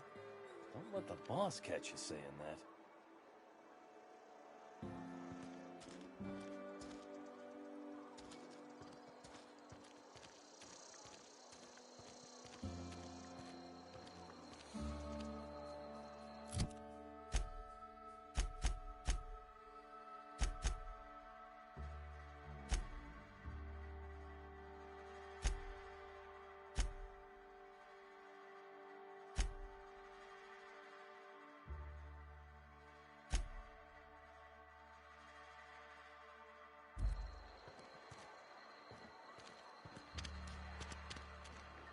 Hey, you hear about Wilson?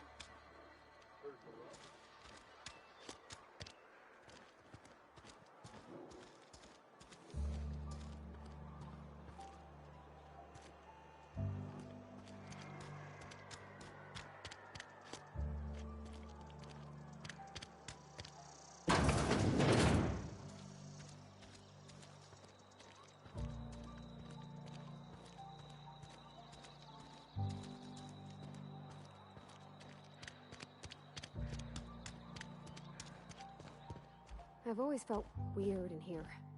It's too clean. Talking to the good vicar always lifts up my spirits.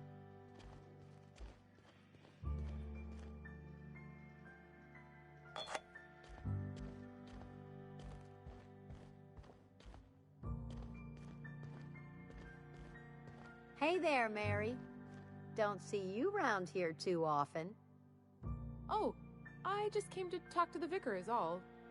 None of us are above confessionals. What have you got to confess? You ain't thinking of deserting, are you? What? No. And I resent the accusation. Wasn't nothing but a question. Do excuse me. I must be on my way. Verity to you. Work fortifies the spirit. Work fortifies the spirit.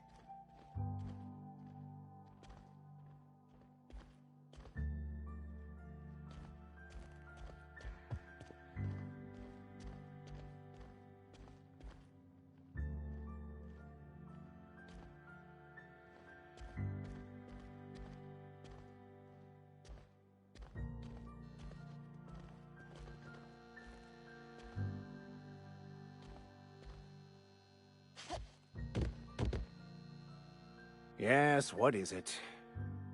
You're an outsider. Fantastic. Vicar Maximilian de Soto, at your service. Or Vicar Max, if you're the sort who prefers brevity.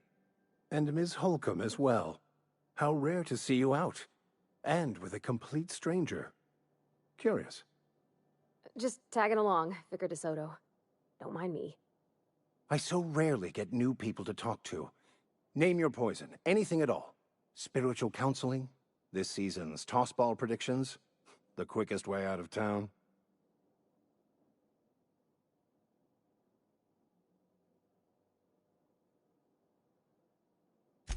What? I thought you would talk to him. You wanted to speak to me, Ms. Holcomb? Every time I've tried to engage you in conversation, you look at the floor, answer in single words, and slink away.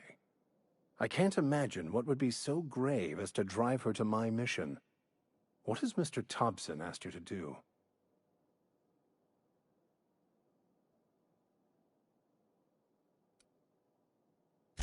Depriving them of safety from the marauders and wildlife.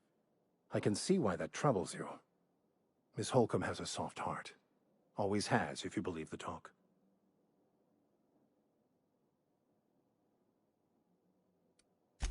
They rejected the order of society and live beyond the walls so thoughtfully provided by our Spacer's Choice patrons. Does that strike you as a responsible life choice? Astute. But I am here, not in the deserter camp, so that's not a variable I can account for. Assuming your goal is to save as many as possible, then you should bring everyone together. Send the power to Edgewater and convince the deserters to return to the fold.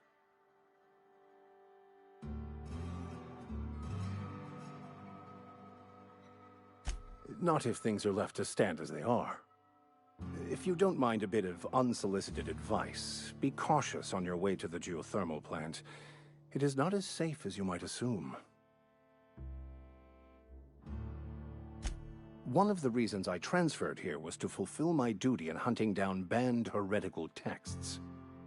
I happen to know such a book is, as we speak, tainting a collector's library in Emerald Vale. However, the collector's residence lies outside the town's walls. My retrieval efforts have been thwarted by marauders who have overrun the property. Should you fare better than me, I'd pay a handsome sum for the book.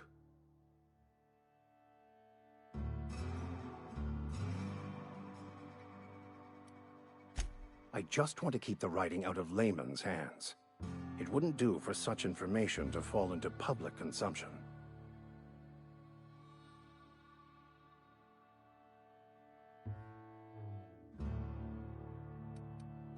It's a handwritten journal, a faded blue cover with the name M'Bakono handwritten in the lower corner. I'll mark where I saw it on your map. Assuming you're serious?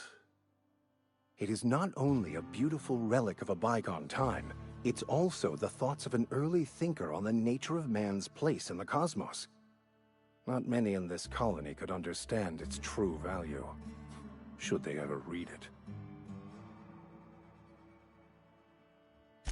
Thank you. If you retrieve it, you can always find me here. Any progress on that matter we discussed? Please get it. A religious text deemed heretical by the OSI is an unsafe object at large, though I understand why a collector would desire to possess such a rare book. Because I'm also a collector of books. Rare things in this colony. Appreciation of the written word outside monthly periodicals is virtually unknown here.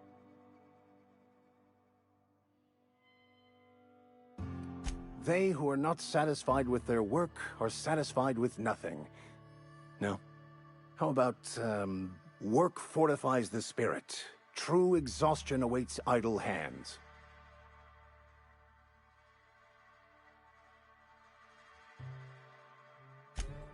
The OSI teaches that the Grand Architect set a perfect system in motion at the beginning of time.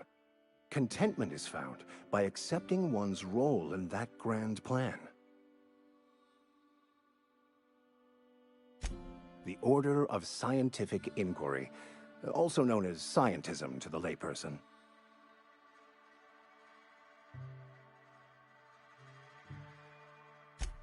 You don't talk to the Grand Architect. Once the universe was set in motion, it stepped back. It has no concern for us.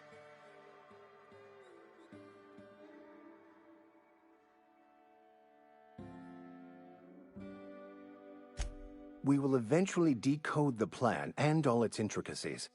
Once we are able to deduce the properties of every particle in the universe and its trajectory, we will know everything. The future, the past, each person's place within the plan, all will be laid out before us, removing struggle and bringing peace.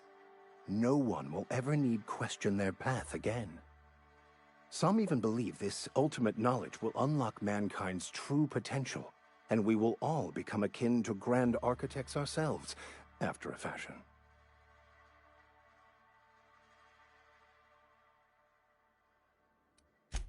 Well, first there's the matter of the secret blood rites and animal sacrifices. I'm kidding. Seriously, though, to truly understand the metaphysics involved takes years of study and contemplation. I've never seen you before, and there's been no paperwork indicating a transfer. Half the time it's wrong, but a new worker without paperwork? Unheard of. Also, you lack the distinctive worker gaze. Usually either a deadening behind the eyes, or in some rare cases, a wild-eyed frenzy, like a trapped animal. Pretty universal here. Except for Miss Holcomb, who, for some reason, doesn't seem to have much to say to me. Isn't that right? It's just... there's more to it all than numbers. Sorry.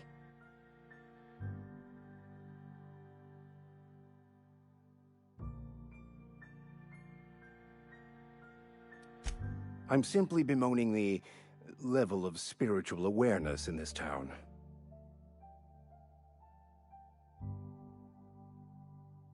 Yes, but there are few who hear me in this miserable place. I must double my efforts to elevate my flock. These are good, hard-working people here.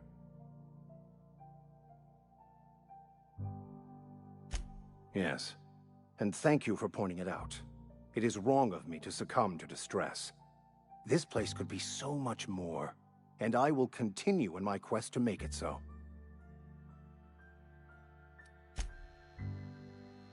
Any progress on that matter we discussed? Please. What would you like to discuss?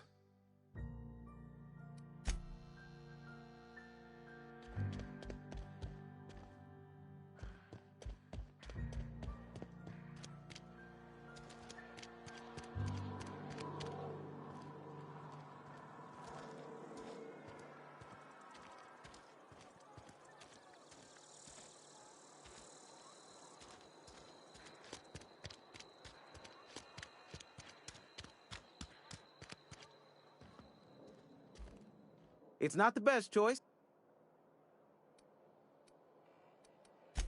Music to my ears.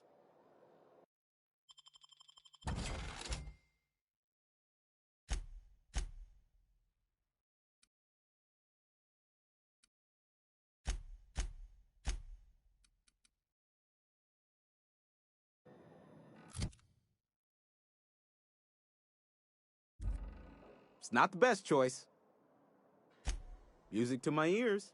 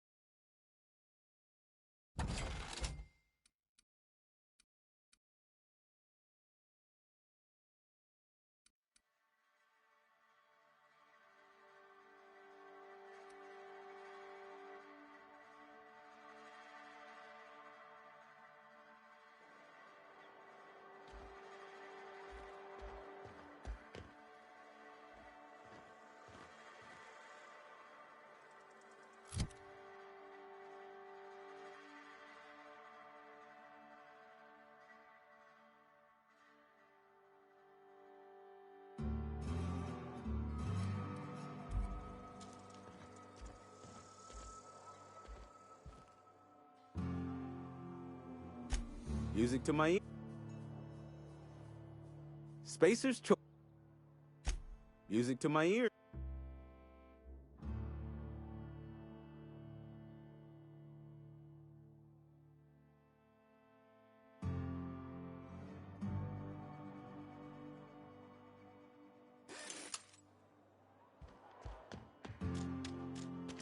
Another day at the cannery. Doggone.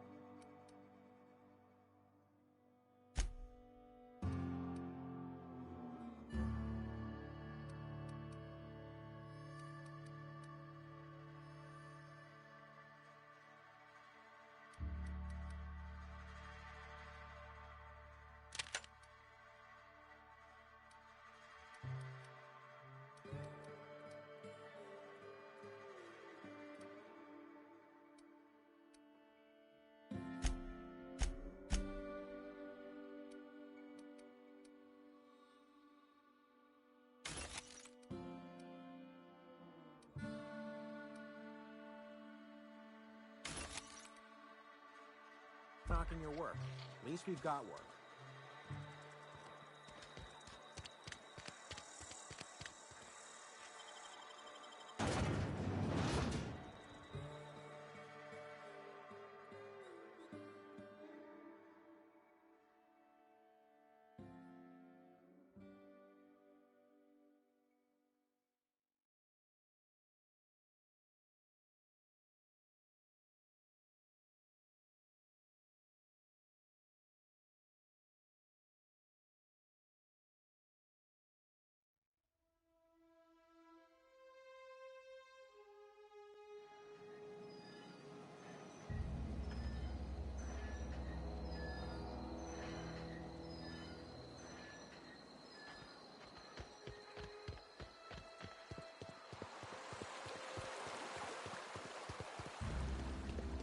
Hey, Miss Parvati.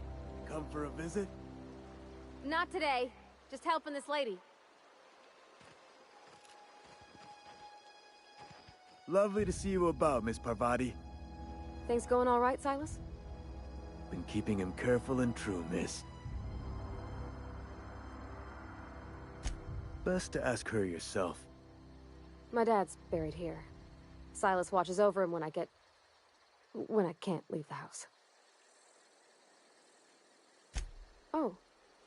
Well, thanks. Something I can do for you?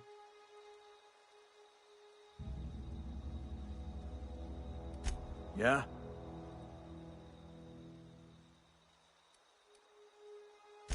The colony ship? Are you talking about that old rumor? Some great big starship packed full of colonists what got lost in the aether never to be found again? Ain't heard that one since I was but a stripling.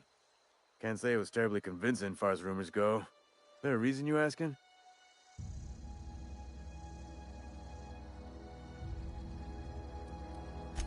Something I can do for you? You run into any trouble? Reliable work from a freelancer. That's gonna take some getting used to. And I'll buy you a drink sometime.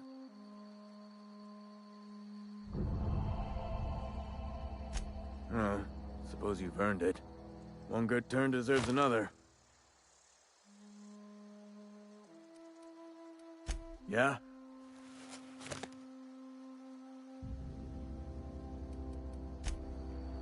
Grave digging's a fine profession. Always work to be had, and nary a word of complaint out of your clients. Yeah? What about him?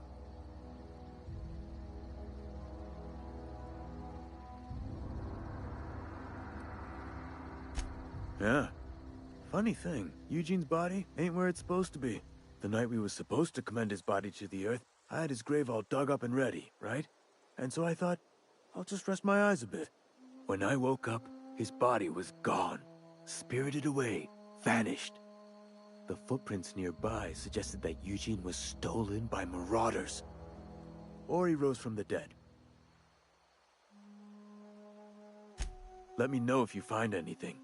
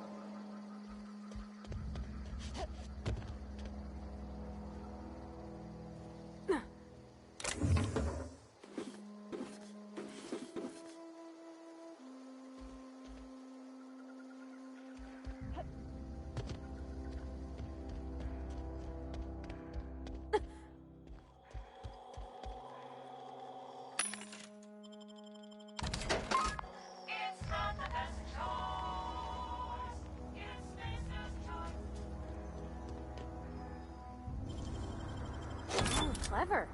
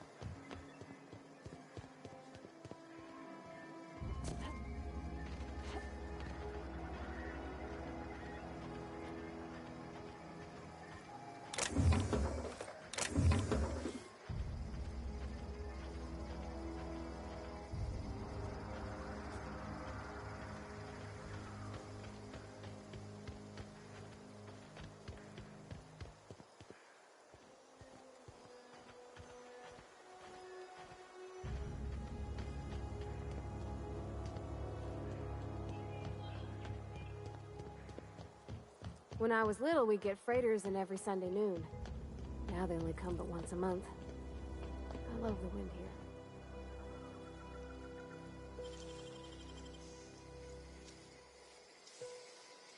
Dang, that's impressive!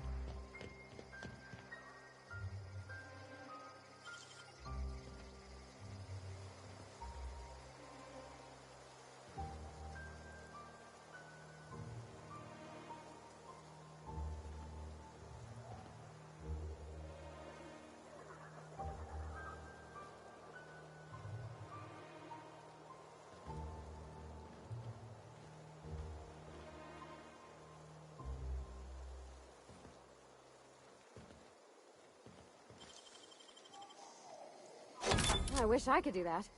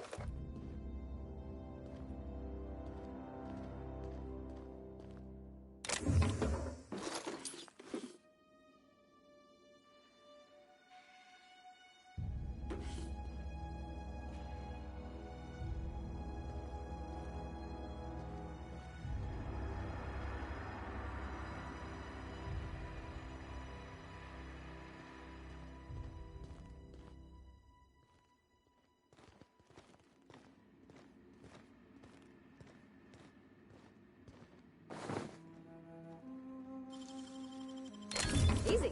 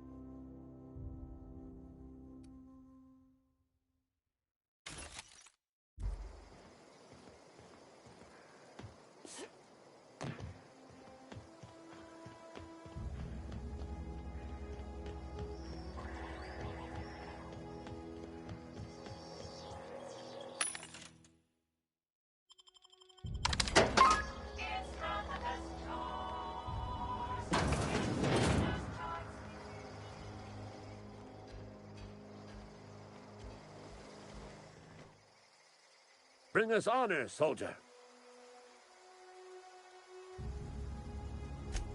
You beat that scout to scrap with its own legs? Pulled its optic cables out its headcase? Actually, don't tell me. Rather use my imagination. You're a passing fair soldier, I will confess. But you are one, and the enemy is legion. What you need is an equalizer, a weapon to strike fear in their cold, mechanical hearts. Cantina, lavatory, behind one of the toilets. That's where I've kept it hidden all these years.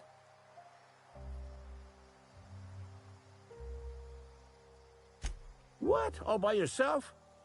I could have sworn I hid that bundle safe from prying eyes. Give it here. Feast your eyes, soldier. This here's a genuine Spacer's Choice injury customizing unit, designed to deliver a lethal blast of electrical discharge. I call it the Hand of the Law. You ever want to see a mechanical flailing around like a grounded fish? You stick a couple thousand bolts in its guts. With compliments from old Ludwig.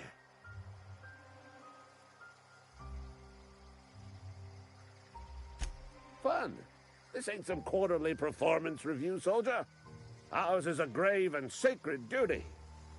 Time's come for you to journey down into the black heart of the enemy's camp. I'm talking about the old geothermal plant.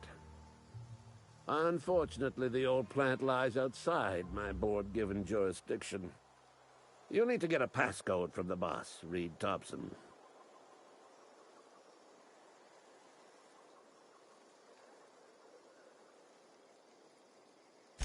I've been after a passcode for years. Boss said no on account of my gross incompetence with all matters related to security. I need you to get us the brain of a mechanical. Well, not exactly a brain. Anatomically speaking, what we're looking for is a logic module.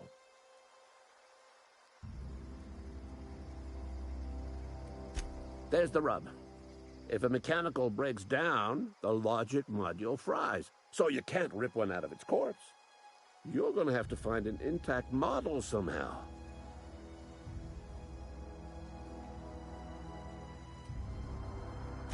I don't reckon so. I work with gears and pistons and such. Stuff you can put hands to.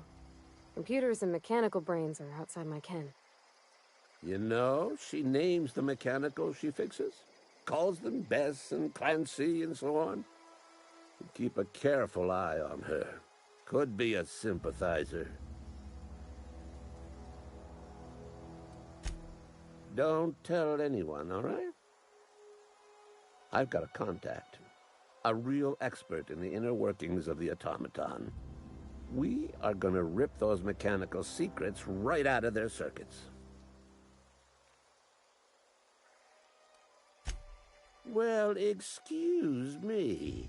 What I meant was I'm going to get a contact.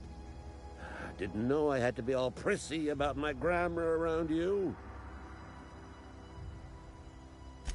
If you die horribly, I will pour out a can of Zero-G to your memory.